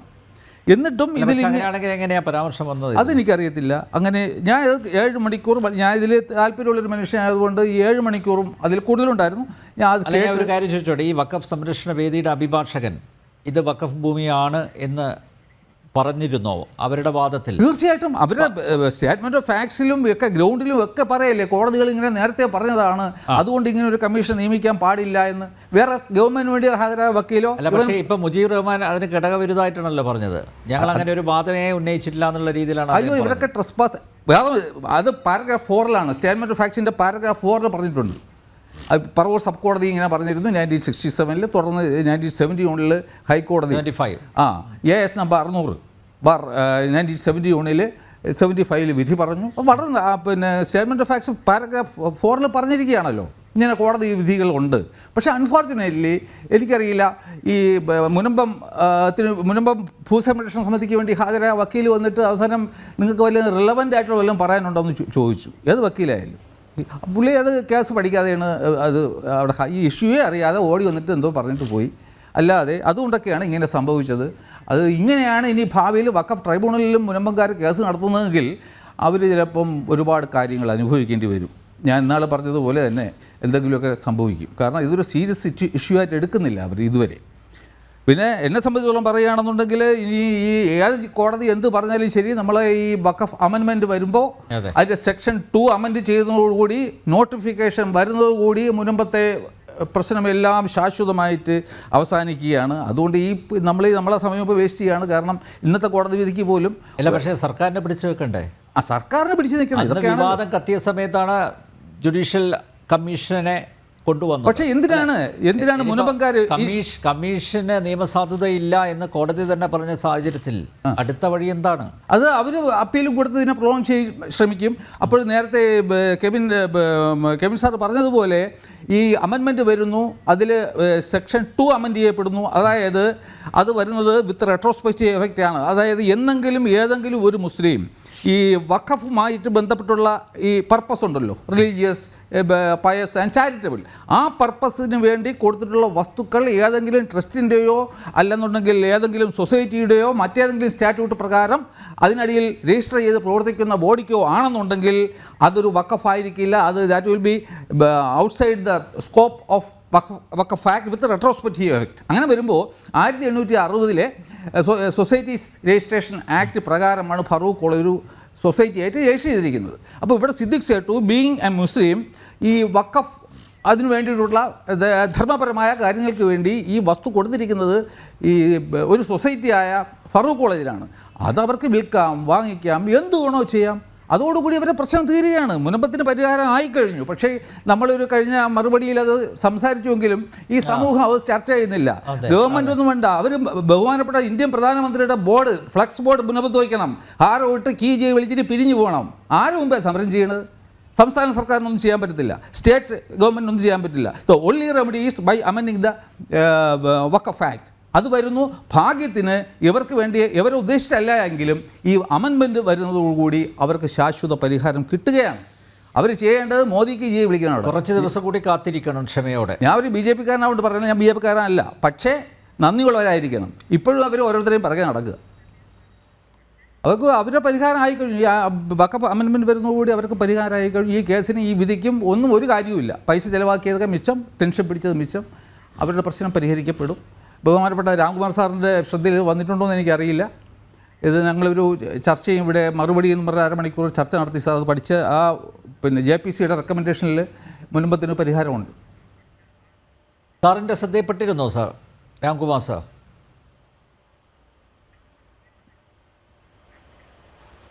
ക്ഷമിക്കണം, ഞാൻ വ്യക്തമായിട്ട് കേട്ടില്ല. അതെ സാർ, ഈ വഖഫ് ആക്ട് വന്നിട്ട് JPCക്ക് വിട്ടല്ലോ സാർ. ഇപ്പോൾ JPC പരിഗണിച്ച സമയത്ത് മഹാരാഷ്ട്രയിലെ ഒരു ബോറ എന്ന് പറയുന്ന ഒരു റിലീജിയസ് ഡിനോമിനേഷൻ, അപ്പോൾ അവരുടെ ഈ ആചാരപ്രകാരം ബാഹ്യശക്തികൾ അവരുടെ മതപരമായ കാര്യങ്ങളിൽ ഇടപെടാൻ പാടില്ല. അപ്പോൾ അവർ ഒരു ഇത് കൊടുത്തിരുന്നത് എന്താണെന്ന് വെച്ച് കഴിഞ്ഞാൽ, ഞങ്ങൾ പൊതുവെ ഈ വഖഫ് ഉണ്ടാക്കുമ്പോൾ അതൊരു പബ്ലിക് ട്രസ്റ്റായിട്ട് അതിനടിയിലാണ് രജിസ്റ്റർ ചെയ്യുന്നത്. ഈ 1995 വഖഫ് ആക്ട് വന്നതോടുകൂടി അതുവരെ പ്രശ്നം ഉണ്ടായിരുന്നില്ല. ഇവർ വന്നിട്ട് ഈ ഇത് പബ്ലിക് ട്രസ്റ്റുകളെ ഏറ്റെടുത്തത് കൊണ്ട് ഞങ്ങളെ മതപരമായ ഈ വിശ്വാസങ്ങൾക്ക് ഞങ്ങളുടെ ഡിനോമിനേഷനാണ്, അത് ഹനിക്കപ്പെടുന്നു, അതുകൊണ്ടൊരു പരിഹാരം ഉണ്ടാക്കി തരണമെന്ന് പറഞ്ഞപ്പോൾ ആണ് JPC പുതിയൊരു റെക്കമെൻഡേഷൻ വച്ചിരിക്കുകയാണ്. അതായത് സെക്ഷൻ 2 വന്നിട്ട് അമെൻഡ് ചെയ്യുകയാണ്. അതിനടിയിലാണ് ഏതൊക്കെ സ്ഥാപനങ്ങൾക്ക് ഈ വഖഫ് ആക്ട് ബാധകമായിരിക്കില്ല എന്നുള്ളത്. എന്നിട്ടിപ്പോൾ അവിടെ വരാൻ പോകുന്നത്, notwithstanding any judgement, decree order passed by any court, ഈ ഒരു വസ്തു എന്നെങ്കിലും ഒരു മുസ്ലിം ഒരു സൊസൈറ്റിക്കോ ട്രസ്റ്റിനോ അല്ലെങ്കിൽ ഏതെങ്കിലും ഒരു സ്റ്റാറ്റ്യൂട്ട് പ്രകാരം ഉണ്ടാക്കപ്പെട്ട ആ സംവിധാനത്തിനടിയിലാണ് വർക്ക് ചെയ്യുന്നത് എങ്കിൽ അതിന് റെട്രോസ്പെക്റ്റീവ് എഫക്റ്റ് കൊടുത്തുകൊണ്ട് തന്നെ ഈ വഖഫ് ബോർഡിന് ക്ലെയിം ചെയ്യാൻ സാധ്യമല്ല. അപ്പോൾ നമ്മുടെ ഫറൂഖ് കോളേജ് വന്നിട്ട് 1860 സൊസൈറ്റീസ് രജിസ്ട്രേഷൻ ആക്ടിനടിയിൽ രജിസ്റ്റർ ചെയ്തൊരു സൊസൈറ്റി ആയിട്ട് പ്രവർത്തിക്കുകയാണ്. അപ്പോൾ ഇവിടെ സിദ്ദിഖ് സേട്ടു എന്ന് പറയുന്ന മനുഷ്യൻ 1950 ഈ ധർമ്മപരമായ കാര്യങ്ങൾക്ക് വേണ്ടിയിട്ടാണല്ലോ, വഖഫിൻ്റെ അതേ പർപ്പസിന് വേണ്ടിയിട്ട് ഈ ഫറൂഖ് കോളേജിനെയാണ് ഏൽപ്പിച്ചത്. അപ്പോൾ ഫറൂഖ് കോളേജ് ഒരു സൊസൈറ്റിയാണ്. അപ്പോൾ വഖഫ് ബോർഡിന് വന്നിട്ട് ഇനി ആ പ്രോപ്പർട്ടി ക്ലെയിം ചെയ്യാനേ പറ്റത്തില്ല. അതുകൊണ്ട് ഈ ആക്ട് ഈ പുതിയ ബില്ല് എന്ന് പാസ്സായി നോട്ടിഫിക്കേഷൻ വരുമോ അന്നത്തോടു കൂടി മുനമ്പത്തിന് ശാശ്വത പരിഹാരം കിട്ടുകയാണ്.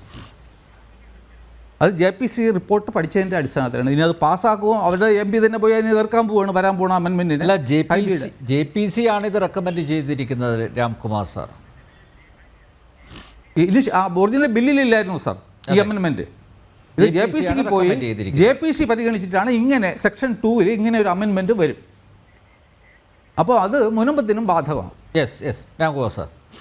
അതല്ല, വഖഫ് ആക്ട് വന്നു കഴിഞ്ഞാൽ ഇന്ന് നിലവിലിരിക്കുന്ന പല സ്ഥാപനങ്ങൾക്കും വഖഫ് കൊടുക്കാനോ അല്ലെങ്കിൽ വഖഫ് ഭൂമിയാണെന്ന് അവകാശപ്പെടുക്കാനുള്ള ആ ഉത്തരവാദിത്തം കാര്യമായി പ്രതികൂലമായി ബാധിക്കുമെന്നാണ് ഡ്രാഫ്റ്റ് ബില്ലിൽ നിന്ന് ഞാൻ മനസ്സിലാക്കുന്നത്.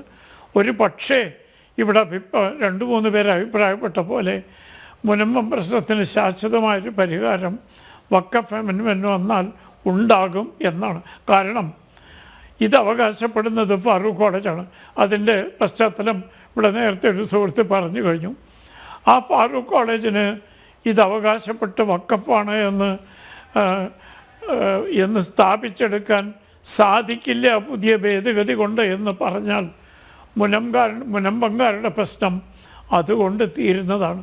അതുകൊണ്ടാണ് വഖഫ് ആക്ടിനെതിരായി ഇന്നടക്കം ഡൽഹിയിൽ മുസ്ലിം സംഘടനകൾ ശക്തമായ പ്രതിഷേധം ഉന്നയിച്ചത്. അതിൻ്റെ ദൂരവ്യാപകമായ ഫലം മനസ്സിലാക്കിക്കൊണ്ടാണ് അവർ പ്രതിഷേധിക്കുന്നത്. ഇപ്പോൾ മറ്റുള്ളവരുടെ കയ്യിലുള്ള ഭൂമിയൊക്കെ വഖഫാണ് എന്ന് പറയാനുള്ളൊരു സംവിധാനമുണ്ട്. ആ സമ്പ്രദായം അവസാനിപ്പിക്കും.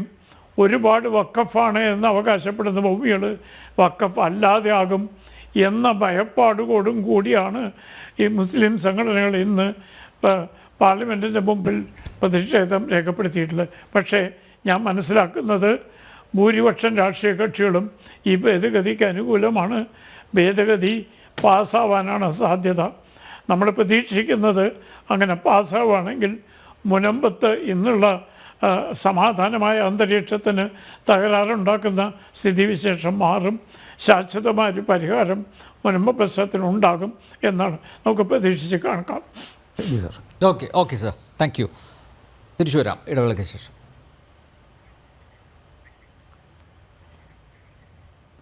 മതി. Yes, Shri Kevin Peter, CPM സംസ്ഥാന സെക്രട്ടറി MV ഗോവിന്ദൻ്റെ പ്രതികരണം താങ്കൾ ശ്രദ്ധിച്ചല്ലോ അല്ലേ? വലിയ നിരാശയിലാണ് അദ്ദേഹം പ്രതികരിച്ചത്, മാധ്യമങ്ങളോട് പ്രതികരിച്ചത്. മാത്രമല്ല, ഇനി എല്ലാം കോടതി ചെയ്തോട്ടെ എന്നാണ് പറഞ്ഞിരിക്കുന്നത്. അതായത് എനിക്ക് തോന്നുന്നു ഇവരാഗ്രഹിച്ചതും അത് തന്നെയാണെന്ന്. പക്ഷേ ഞങ്ങളിതാ മുനമ്പത്തെ ജനങ്ങൾക്ക് വേണ്ടി ഇതൊക്കെ ചെയ്തു, പക്ഷേ കോടതി അത് തടഞ്ഞിരിക്കുകയാണ്. കോടതി കമ്മീഷന് നിയമസാധുതയില്ല എന്ന് പറഞ്ഞിരിക്കുന്നു. അപ്പോൾ കോടതിയെ പരോക്ഷമായി ബ്ലെയിം ചെയ്യുന്ന രീതിയിലാണ്, കുറ്റപ്പെടുത്തുന്ന രീതിയിലാണ് MV ഗോവിന്ദൻ പ്രതികരിച്ചത്. അപ്പോൾ സർക്കാർ ഇനി എന്തു ചെയ്യും? നേരത്തെ ശ്രീ സ്റ്റാലിൻ ദേവൻ പറഞ്ഞതുപോലെ എന്തായാലും അപ്പീൽ കൊടുക്കും, ഡിവിഷൻ ബെഞ്ചിലോട്ട് പോകും. പക്ഷേ എങ്കിലും അതിൽ ഒരു പരിഹാരം ഉണ്ടാവില്ല എന്ന് സർക്കാരിന് നന്നായിട്ട് അറിയാം, അവർ മനസ്സിലാക്കിയിട്ടുണ്ട്. എന്താണ് ഇനി പോംവഴി? ഇനി ഇതിനകത്ത് ഈ കമ്മീഷന്റെ കണ്ടെത്തലുകൾ കണ്ടൊന്നും സമർപ്പിച്ചത് കൊണ്ടൊന്നും ഒരു ചുക്കും സംഭവിക്കാൻ പോകുന്നില്ല. മുനമ്പം ജനതയുടെ പ്രശ്നങ്ങൾ അതുകൊണ്ട് പരിഹരിക്കാനും പോകുന്നില്ല. ഇത് എല്ലാവർക്കും അറിയാവുന്ന ഒരു കാര്യം മാത്രമാണ്. ഇത് ഇനിയിപ്പോ ഡിവിഷൻ ബെഞ്ചിനെ സമീപിക്കും എന്നുള്ളത് തീർച്ചയാണ്. കാര്യം അത് അവർ പ്രഖ്യാപനം നടത്തുകയും ഏതാനും ദിവസങ്ങൾക്കുള്ളിൽ നിയമ ഭേദഗതി ലോക്സഭയിൽ വരികയും ചെയ്യും, അത് പാസ്സാകുകയും ചെയ്യുന്നത് സംസ്ഥാന സർക്കാരിന് അറിയാം. ഇപ്പം രണ്ട് കൂട്ടത്തിലും ഒരു ഞാണിന്മേൽ കളിയാണ് അവർ നടത്തുന്നത്. പിന്നെ ഇത് ഈ നിയമ ഭേദഗതി പാസ്സായാലും ഇവിടെ എന്തെങ്കിലും കുരുക്കിൽപ്പെടുത്തി ഇത് കുറച്ചുകൂടെ നീട്ടിക്കൊണ്ടുപോയി ആ പാവങ്ങളെ ബുദ്ധിമുട്ടിക്കാൻ സാധിക്കുമോ അത് ചെയ്യാൻ വേണ്ടിയിട്ടാണ് ചില ഈ പരാമർശങ്ങളൊക്കെ സർക്കാർ വക്കീലിന്റെ ഭാഗത്ത് നിന്ന് വേണ്ട രീതിയിൽ അത് പഠിച്ച് അവിടെ അവതരിപ്പിക്കാൻ സാധിക്കാതെ വന്നത്. അത്തരത്തിലൊരു വിധി വന്നതുകൊണ്ട് ഇപ്പൊ രാംകുമാർ സാർ പറഞ്ഞതുപോലെ അത്തരത്തിലൊരു വിധി വന്നു എന്നുള്ളത് ഇവിടെ ഒരു വിഷയമല്ല. ഇത് ആ കമ്മീഷൻ നിയമസാധുതയുണ്ടോ ഇല്ലയോ എന്നുള്ളത് മാത്രമായിരുന്നു ഇപ്പോഴത്തെ കോടതിയുടെ പ്രധാന പരിശോധന എന്ന് പറയുന്നത് മാത്രം. അല്ലാതെ ഇപ്പം ഈ മുജീർ റഹ്മാൻ പറയുന്നത് പോലെ ഒന്നും ഇതിനകത്ത് പ്രത്യേകിച്ച് ഒന്നും തന്നെ സംഭവിക്കാൻ പോകുന്നില്ല. ഏക ആശ്രയം എന്ന് പറയുന്നത് വഖഫ് നിയമഗതി പാസ്സാകുക എന്നുള്ളതാണ്. അതിന് വേണ്ടിയിട്ട് വേണ്ടുന്ന കാര്യങ്ങൾ അതിന് വേണ്ടിയിട്ട് പിന്തുണ കൊടുക്കുക, ജനപ്രതിനിധികളോട് മുനമ്പം ജനത ഉൾപ്പെടെയുള്ളവർ ആവശ്യപ്പെടുക. ഇനിയെങ്കിലും നിങ്ങൾ ഇപ്പം ജന്തർ മന്ദറിലെ ഇന്ന് നടന്ന പ്രൊട്ടസ്റ്റിൽ പോലും കോൺഗ്രസ് അതിൽ പങ്കെടുത്തു എന്നാണ് അറിയുന്നത്. പൂർണ്ണമായ വിവരങ്ങൾ പുറത്തു വന്നിട്ടില്ല, ആരൊക്കെ പോയി ആരൊക്കെ എന്തൊക്കെ പറഞ്ഞു എന്നുള്ളത് വന്നിട്ടില്ല. എങ്കിൽ തന്നെയും കോൺഗ്രസ് അതിനെ പിന്തുണയ്ക്കുമെന്നാണ് നേരത്തെ അറിയിച്ചിരുന്നത്. അപ്പോൾ നോക്കൂ, ഇത്രയൊക്കെ വിഷയങ്ങൾ ഉണ്ടായിട്ടും ഇതൊക്കെ ഉണ്ടായിട്ടും അവരുടെ നിലപാടിൽ, അവരുടെ ഇസ്ലാമിക പ്രീണന നിലപാടിൽ, കോൺഗ്രസിന്റെ ഒരു നിലപാടിൽ മാറ്റം വന്നിട്ടില്ല. അത് സൂചിപ്പിക്കുന്നത് തന്നെയാണ് ഹൈബി ഈഡന്റെ വസതിയിലേക്ക് തന്റെ ജനങ്ങൾ, തന്നെ വോട്ട് ചെയ്ത് വിജയിപ്പിച്ച ജനങ്ങൾ തന്നെ കാണാൻ വരുന്നുണ്ടോ എന്ന് അറിഞ്ഞിട്ട് അദ്ദേഹം അവിടെ കാത്തു നിൽക്കാതെ സ്റ്റാഫിന്റെ കയ്യിൽ കൊടുത്തേക്കു എന്ന് പറഞ്ഞിട്ട് അദ്ദേഹം പോയി. ഈ പാവപ്പെട്ട ജനങ്ങൾ അവിടെ നിന്ന് ബസ്സൊക്കെ പിടിച്ച് ഈ വെയിലത്ത് വീർത്ത് കുളിച്ച് അവിടെ വന്ന് ഹൈബീഡിന്റെ ഓഫീസിൽ അവരുടെ ഒരു ഹർജി, അവരുടെ ഒരു ഇതിനെ പിന്തുണയ്ക്കണം, വഖഫ് നിയമ ഭേദഗതിയെ പിന്തുണയ്ക്കണം എന്ന അവരുടെ ഒരു നിവേദനം അവർ കൊടുക്കുകയുണ്ടായി. അത് കിട്ടിയെന്നോ, ഞാൻ നിങ്ങളോടൊപ്പം ഉണ്ടെന്നോ, ഞാൻ തീർച്ചയായിട്ടും ഇത് പരിഗണിക്കാമെന്നോ ഫേസ്ബുക്കിൽ ഒരു 2 വരിയെങ്കിലും അദ്ദേഹം എഴുതിയിടുകയുണ്ടായില്ല. അതേസമയം അദ്ദേഹത്തിന് എതിരെ പ്രതിഷേധിച്ചവർക്കെതിരെ ഫേസ്ബുക്ക് പോസ്റ്റിന്റെ പേരിൽ അദ്ദേഹം കേസ് കൊടുത്ത വൈദികനായ ജോഷി മയ്യാറ്റിലിനെതിരെ പോലും അദ്ദേഹം പരാതി കൊടുക്കുകയുണ്ടായി. അപ്പൊ ഇതുവരെ ഇതിന്റെ ഭാഗത്തുനിന്ന് ഉണ്ടായിട്ടില്ല. അപ്പോൾ അതുകൊണ്ട് ഇനിയുള്ള ഏക ഒരു ആശ്രയം എന്ന് പറയുന്നത് വഖഫ് നിയമ ഭേദഗതി മാത്രമാണ്. അതിലിപ്പോ സ്റ്റാലിൻ ദേവൻ സാറും രാംകുമാർ സാർ സൂചിപ്പിച്ചതുപോലെ അതിൽ അവരുടെ പ്രശ്നത്തിനുള്ള പരിഹാരമുണ്ട്. അതിനെ പിന്തുണയ്ക്കാൻ അവരുടെ ജനപ്രതിനിധികളോട് ആവശ്യപ്പെടുക. അവർ പിന്തുണയ്ക്കുന്നില്ലെങ്കിൽ നിങ്ങൾ പിന്തുണയ്ക്കുന്നവരോട് നന്ദിയെങ്കിലും കാണിക്കുക എന്നുള്ളത് മാത്രമേ ഇത് ചെയ്യാനുള്ളൂ. പിന്നെ മുജീബുർ റഹ്മാൻ സാർ ഒരു കാര്യം, അല്ല മുജീബുർ ഈ ഹൈബീഡ് ഇവർ കൊണ്ട് നിവേദനം കൊടുത്ത ഹൈബീഡൻ വന്നിട്ട് രാഹുൽ ഗാന്ധി പറഞ്ഞതിന് വിരുദ്ധമായിട്ട് ഈ ബില്ലിനെ അനുകൂലിക്കുന്ന സാർ വിചാരിക്കുന്നുണ്ടോ? എന്തിനവർ പോകുന്നു? ഇല്ല അല്പമെങ്കിലും അയാൾക്ക് മാന്യത ഉണ്ടെങ്കിൽ അന്നത്തെ വരാൻ പോകുന്ന ചർച്ചയിൽ നിന്ന് വിട്ടു നിൽക്കുകയെങ്കിലും അയാൾക്ക് ചെയ്യാം. അയാളത് ചെയ്യുമെന്ന് തോന്നുന്നില്ല. നമുക്ക് കാണാലോ, ഇവിടെ അദ്ദേഹത്തെ ഇപ്പോഴും താങ്ങുന്നതും അടുത്ത പ്രാവശ്യം ഇനി കേന്ദ്രത്തിലോട്ട് പോയിട്ട് വലിയ കാര്യമൊന്നുമില്ല, അവിടെ പ്രതിപക്ഷത്തിരുന്ന് ചൊറി കുത്താന്നല്ലാതെ വലിയ കാര്യമൊന്നുമില്ലെന്ന് മനസ്സിലായതുകൊണ്ട് അടുത്ത നിയമസഭയിൽ മുനമ്പത്ത് നിന്ന് അദ്ദേഹം മത്സരിക്കാനുള്ള സാധ്യതയുണ്ട് ഹൈബീഡൻ. അതിനു വേണ്ടിയിട്ടാണ് പല പരിപാടികളും അവിടെ നടത്തുന്നുണ്ട്. അദ്ദേഹത്തിനോട് പ്രതിഷേധമൊന്നും, അദ്ദേഹത്തിനെയും VD സതീശനെതിരെയൊന്നും പ്രതിഷേധിക്കുമെന്നൊക്കെ പറയുന്ന ആളുകളൊക്കെ ഞങ്ങളുടെ കൂട്ടത്തിൽ ഉണ്ട്. പറയാതിരിക്കാൻ നിവർത്തിയില്ല. അദ്ദേഹത്തെ മുനമ്പത്ത് നടന്ന പ്രാവശ്യം കേരള നിയമസഭയിലേക്ക് മത്സരിക്കാനുള്ള തയ്യാറെടുപ്പുകളാണ് കാണുന്നത്. അപ്പൊ അതിനുവേണ്ടിയുള്ള കാര്യങ്ങൾ ചെയ്യുന്നുണ്ട്. അദ്ദേഹം എന്ത് നിലപാടെടുക്കും നമുക്കറിയാലോ. പിന്നെ ഈ മുജീബുർ റഹ്മാൻ പറഞ്ഞൊരു കാര്യത്തെ കൂടെ ഞാൻ സൂചിപ്പിച്ചോളട്ടെ. അദ്ദേഹം എന്നെ കഴിഞ്ഞ ചർച്ചയിലും എന്നെ ഒരു വലിയൊരു തീവ്രവാദ നേതാവായിട്ട് അദ്ദേഹം ആരാണെന്ന് അറിയാമോ? അദ്ദേഹം ഈ വഖഫ് സംരക്ഷണ വേദിയുടെ ആൾ മാത്രമല്ല, അദ്ദേഹം PDP എന്ന് പറയുന്ന ഒരു ഗാന്ധിയൻ പ്രസ്ഥാനത്തിന്റെ ജില്ലാ സെക്രട്ടറിയോ മറ്റേതൊരു ഭാരവാഹിയാണ്. അദ്ദേഹത്തിന്റെ നേതാവെന്ന് പറയുന്നത് ഉപ്പു സത്യാഗ്രഹത്തിൽ പങ്കെടുത്ത് ദീർഘകാലം ഭാരതത്തിന്റെ അഖണ്ഡതയ്ക്ക് വേണ്ടി, സ്വാതന്ത്ര്യത്തിന് വേണ്ടിയൊക്കെ പോരാടി ബാംഗ്ലൂരിലും കോയമ്പത്തൂരിലൊക്കെ ജയിലിൽ കടന്ന തികഞ്ഞ ഗാന്ധിയനായ അബ്ദുൽ നാസർ മദനി എന്ന് പറയുന്ന കൊടും ഭീകരനാണ്. ആ വ്യക്തിയാണ് വന്നിട്ട് ഒരു കേസും ഇന്നുവരെ ഇല്ലാത്ത നിയമവ്യവസ്ഥയ്ക്കുള്ളിൽ നിന്നുകൊണ്ട് വർക്ക് ചെയ്യുന്ന പാവപ്പെട്ട ഒരു ക്രിസ്ത്യൻ സമുദായ സംഘടനയെ തീവ്രവാദികൾ എന്നൊക്കെ വിളിക്കുന്നത്. അപ്പോൾ എന്തായാലും അദ്ദേഹം ഇത് ഇതിനുശേഷം ബാക്കിയുള്ള ഭാഗങ്ങൾ കാണുമെന്നുള്ള ഉറപ്പാണ്. അതുകൊണ്ടാണ് ഞാനിത് പറഞ്ഞത്. അപ്പോൾ സംസ്ഥാന സർക്കാർ ഡിവിഷൻ ബെഞ്ചിനെ സമീപിക്കുന്നുള്ളത് ഉറപ്പാണ്. കാര്യം വീണ്ടും കണ്ണിൽ പൊടിയിടണം. ക്രിസ്ത്യാനികളെ പൊട്ടന്മാരാക്കാൻ എളുപ്പമാണ്. ഇതേപോലെ സംസ്ഥാന എല്ലാ വിഭാഗം ജനങ്ങളുടെ നികുതി പണത്തിൽ നിന്ന് എടുത്തുകൊണ്ടാണ് 80:20 എന്ന അന്യായമായ സംവരണ അനുപാതത്തിനെതിരെ ഹൈക്കോടതി വിധി പറഞ്ഞു.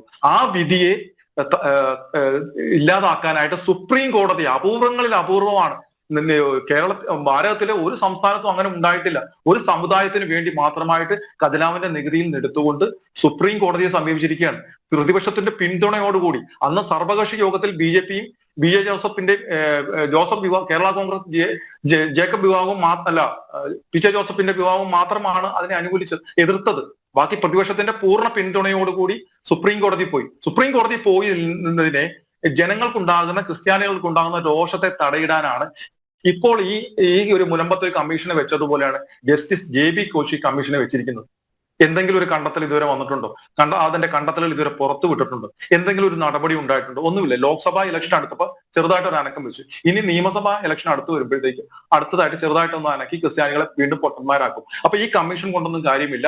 വഖഫ് നിയമ ഭേദഗതി മാത്രമാണ് മുനമ്പം ജനതയുടെ പ്രശ്നത്തിന്റെ ശാശ്വതമായ പരിഹാരം. അതിനു വേണ്ടിയിട്ട് മുനമ്പം ജനത സമരത്തിന്റെ രീതി മാറ്റണം. ഇനിയും നിങ്ങളുടെ സമരവേദിയിലേക്ക് വരുന്ന കണ്ട അണ്ടനും അടകോടനും നിങ്ങൾ കൈയടിച്ച് പ്രോത്സാഹിപ്പിക്കാതെ നിങ്ങൾക്കൊപ്പം നിങ്ങളുടെ വിഷയത്തിന്റെ ശാശ്വതമായ പരിഹാരത്തിന് വഖഫ് നിയമ ഭേദഗതി മാത്രമാണെന്നിരിക്കെ അതിനെ പിന്തുണയ്ക്കുന്നവരെ മാത്രം നിങ്ങൾ ആ വേദിയിൽ പ്രസംഗിക്കുവാനും മാലയിടാനും കൈയടിക്കുവാനും നിങ്ങൾ തീരുമാനമെടുക്കുക. അല്ലാതെ ഒറ്റ ഒരെണ്ണത്തിനെ നിങ്ങൾ ആ ഭാഗത്തേക്ക് അടുപ്പിക്കരുത്. അൻവർ വരെ വന്നിട്ട് അവനെ കൊണ്ടുവരെ 100-ാം ദിവസം ഉദ്ഘാടനം ചെയ്യിക്കുന്ന കാര്യങ്ങളൊന്നും ഇനി ചെയ്യാതിരിക്കുക. നിങ്ങളോടൊപ്പം നിങ്ങളുടെ പ്രശ്നത്തിന്റെ ശാശ്വതമായ പരിഹാരം വഖഫ് നിയമ ഭേദഗതി മാത്രമാണ്. അതിനെ അനുകൂലിക്കുന്നവരെ മാത്രം നിങ്ങളുടെ സമരപന്തലിലേക്ക് ഇനി കടത്തുകയുള്ളൂ എന്ന് തീരുമാനമെടുക്കുക. അങ്ങോട്ട് കേട്ടരുത്. അത്രേ ഉള്ളൂ. ഇവ VD സതീശനോട് വന്നിട്ട് പറഞ്ഞിട്ട് പോയില്ലേ, ക്രിസ്മസിന് മുൻപ് 24-ാം തീയതിക്ക് മുൻപ് പ്രശ്നപരിഹാരം ഉണ്ടാവണമെന്ന് വളരെ ദയനീയമായി വികാരിയച്ഛൻ പറയുമ്പോൾ, ഉണ്ടായില്ലെങ്കിൽ ഞാൻ നിങ്ങൾക്കൊപ്പം വന്നിരിക്കും, നിങ്ങളുടെ പ്രശ്നം ഞങ്ങൾ ഏറ്റെടുക്കും, ഞങ്ങൾ കേരളത്തിലുള്ളതോളം പ്രതിഷേധങ്ങൾ സംഘടിപ്പിക്കും. എന്ത് കോപ്പാണ് അയാൾ ചെയ്തത്? എവിടെയെങ്കിലും ഒരു പ്രൊട്ടസ്റ്റ് ഇതിനു വേണ്ടിയിട്ട് നടത്തിയോ? ഇല്ല. 10 മിനിറ്റ് കൊണ്ട് അയാൾ പരിഹരിക്കുമെന്ന് പറയുന്നത് എന്തുകൊണ്ടാണ്? ആ 10 മിനിറ്റ് അതെ, 10 മിനിറ്റ് കൊണ്ട് അദ്ദേഹം പരിഹരിക്കാന്ന് പറയുന്നത്. എന്നാൽ എന്തുകൊണ്ടാണ് ഒരു പ്രതിപക്ഷ നേതാവെന്ന നിലയിൽ ഭരണപക്ഷത്തിന്റെ കഴിവുകേടിനെ കാണിച്ചുകൊണ്ട് 10 മിനിറ്റ് കൊണ്ട് ഇതാണ് എന്റെ ഫോർമുല, നിങ്ങൾ അത് ചെയ്യൂ, അവരുടെ പ്രശ്നം പരിഹരിക്കും, എന്താണ് ചെയ്യാൻ സാധിക്കാത്തത്? 10 മിനിറ്റല്ല, 10 വർഷം എടുത്താലും തീരെ. ഇന്ന് ഇപ്പൊ കണ്ടില്ലേ, കമ്മീഷനെ വെച്ചപ്പോൾ പോലും ഗവൺമെന്റ് ഹൈക്കോടതി എടുത്ത് കളഞ്ഞത്. ഇതാണ് നിയമം. എന്നിട്ട് പറയുന്നത് 10 മിനിറ്റിനകം പരിഹരിക്കാം. അല്ല, ഇവർക്ക് എല്ലാവർക്കും അറിയാം ഇത് എങ്ങനെയെങ്കിലും നീട്ടിക്കൊണ്ടു പോകണം, ഈ നിയമ ഭേദഗതി പാസ്സാകുന്നവരെ നീട്ടിക്കൊണ്ടു പോകണം. അതിനു മുമ്പ് മുനമ്പത്തെ ജനതയുടെ സമരത്തെ ഇല്ലാതാക്കണം. സമരം അതായിരുന്നു ഇവരുടെ പ്രധാന ലക്ഷ്യം. കമ്മീഷൻ നിയമിച്ചു കഴിഞ്ഞിരിക്കുന്നു, പിന്നെ എന്തിനാണ് നിങ്ങളിവിടെ കുത്തിയിരിക്കുന്നത്? അതെല്ലാം പരിഹരിക്കും. കമ്മീഷന്റെ കണ്ടെത്തലുകൾ പഴയതുപോലെയൊന്നും അല്ല. ഒരു വർഷം 2 വർഷമൊന്നും കൊടുക്കില്ല. നിയമം ഭേദഗതി ചെയ്യും. അല്ല സാർ, ഒരു മിനിറ്റ്. നിയമം ഭേദഗതി ചെയ്യും അല്ലേ? അതെന്തായാലും ഏകദേശം ഉറപ്പായിരിക്കുകയാണ് അല്ലേ?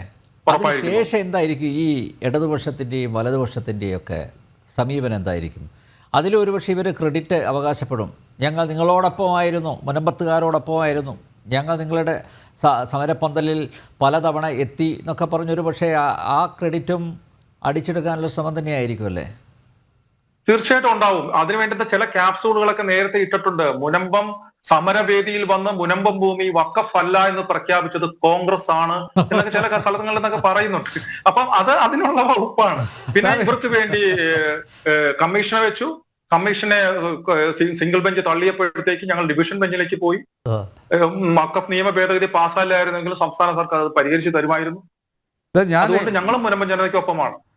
അമ്മൂഞ്ഞുമാർ റെഡിയായി നിൽക്കുകയാണ്. ഞാൻ കുറേ എൻ്റെ എനർജിയും കാര്യങ്ങളൊക്കെ ഞാൻ ചിലവാക്കി. ഇപ്പോൾ അവർ ചെയ്യേണ്ടത്, ഇങ്ങനെ ഒരു ഇൻഫർമേഷൻ കിട്ടിയ സ്ഥിതിക്ക് ഈ ആക്ട് ഇത് ഭേദഗതി ഭരണത്തോടുകൂടി ഞങ്ങളുടെ പ്രശ്നം പരിഹരിക്കുകയാണ് എന്നും പറഞ്ഞ് ഇപ്പോഴേ ഡിക്ലെയർ ചെയ്ത് അവർ ഈ സമരം പിൻവലിക്കുകയാണെന്നുണ്ടെങ്കിൽ ഈ ബാക്കി വേറെ ആരും ഈ ക്രെഡിറ്റ് കൊണ്ടുപോകില്ല. സെൻട്രൽ ഗവൺമെൻറ്റിന് ആ ക്രെഡിറ്റ് കിട്ടും. ഇതാരെ കാണിക്കാനാണ് സാർ ഇപ്പോഴത്തെ സമരം? ആരാണ് പരിഹാരം കൊടുക്കാൻ പോകുന്നത്? അല്ല, സമരം പിൻവലിക്കരുത് എന്നുള്ളത് തന്നെയാണ്. വഖഫ് നിയമ ഭേദഗതി പാസ്സാകുന്നത് അവരുടെയും കൂടെ വിജയമാണ്. അതായിരിക്കണം. അതായിക്കോട്ടെ.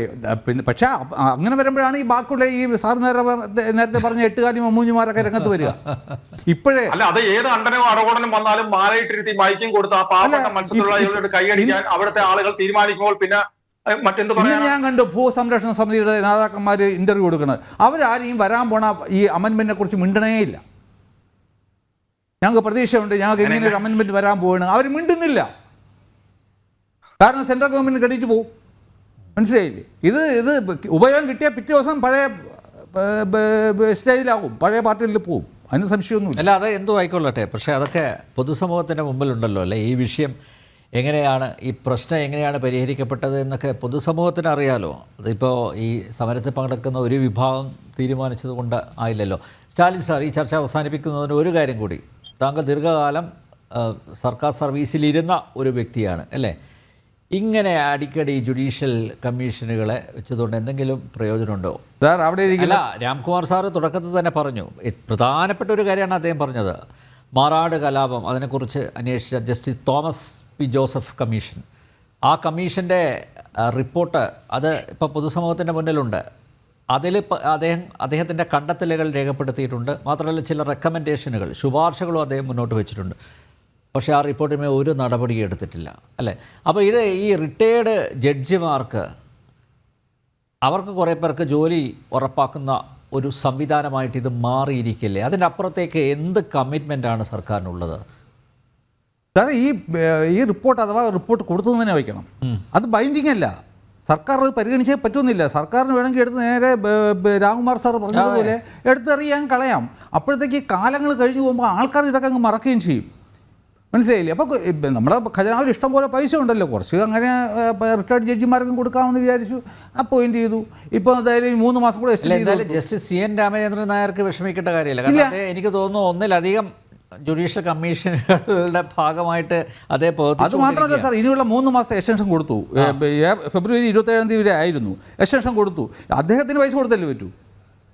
3 മാസത്തേക്കൂടെ പൈസ പിരിച്ചുവിട്ടാലും അല്ലേ? ആ അപ്പോൾ എന്തുമാത്രം പൈസ ഇതിനു വേണ്ടിയിട്ട് വ്യർത്ഥാവായിട്ട് ചിലവാക്കുന്നു. ഇതുകൊണ്ട് ഒരു പർപ്പസും ഇല്ല. ഈ വഖഫ് ആക്ട് നിലനിൽക്കുന്ന കാലത്തോളം, ഇത് അമെൻഡ് ചെയ്തെടുത്ത് കളയുന്ന കാലത്തോളം ഒരു കമ്മീഷൻ വിചാരിച്ചാലോ ഇവൻ സർക്കാർ വിചാരിച്ചാലോ കോടതി, ഇപ്പോൾ ഹൈക്കോടതി ഇന്ന് എന്താ പറഞ്ഞത്? വി ആർ ഹെൽപ്ലെസ് എന്നല്ലേ പറഞ്ഞു. ഞങ്ങൾക്ക് തീരുമാനിക്കാൻ പറ്റില്ല, വഖഫ് ട്രൈബ്യൂണലിന് മാത്രമേ തീരുമാനിക്കാൻ പറ്റൂ. അപ്പോൾ കോടതികൾ സാറേ അത് കോടതി പറയാതെ പറയുകയല്ലേ? നിലവിലെ വഖഫ് നിയമം വെച്ചുകൊണ്ട് കോടതിക്ക് ഇതേ ചെയ്യാൻ കഴിയൂ. അതെ, വഖഫ് ട്രൈബ്യൂണലിനെതിരെ നമുക്ക് റിവിഷൻ അല്ല, നേരെ നമുക്ക് 226 പ്രകാരം റിട്ട് കൊടുക്കാൻ പറ്റത്തില്ല. സംസ്ഥാന ഹൈക്കോടതിക്ക് പോലും അല്ലേ അതിലൊരു തീരുമാനം എടുക്കാൻ പറ്റുന്നില്ല എന്ന് പറയുമ്പോൾ, കാരണം വഖഫ് നിയമം അവിടെയുണ്ട്, വഖഫ് ട്രിബ്യൂണലുണ്ട്. അതുകൊണ്ട് ഞങ്ങളുടെ കൈകൾ ബന്ധിക്കപ്പെട്ടിരിക്കുകയാണെന്നല്ലേ പറയാതെ പറഞ്ഞു. കോടതി പറയാതെ പറയുകയാണ്. അതാണല്ലോ ഈ ആക്ടിൽ എഴുതി വെച്ചിരിക്കുന്നു. അതാണ്. അപ്പം നിലവിലുള്ള ആക്ടിന്റെ ആ ഒരു പവറാണ് നമ്മൾ മനസ്സിലാക്കേണ്ടത്. എന്തുമാത്രം ഡ്രാക്കോണിയനാണ് ഈ നിയമം എന്ന് മനസ്സിലാക്കണം. ഇന്ന് ഹൈക്കോടതി സത്യം പറഞ്ഞു കഴിഞ്ഞാൽ പറഞ്ഞതാണ്, we cannot interfere, you have to go to the tribunal. അപ്പോൾ എന്തായാലും ഡിവിഷൻ ബെഞ്ചിലേക്ക് പോകും എന്ന് തന്നെ കരുതാമല്ലേ? സർക്കാർ മിക്കവാറും ടെലിഫോൺ ചെയ്താൽ മതിയല്ലോ, പൊയ്ക്കോളൂല്ലോ. ഈ അടുത്ത ദിവസങ്ങളിൽ തന്നെ ബില്ല് വീണ്ടും ലോക്സഭയിൽ വരുമെന്ന് അറിഞ്ഞ സ്ഥിതിക്ക് മിക്കവാറും നാളെ തന്നെ പ്രഖ്യാപനം ഉണ്ടാവുക.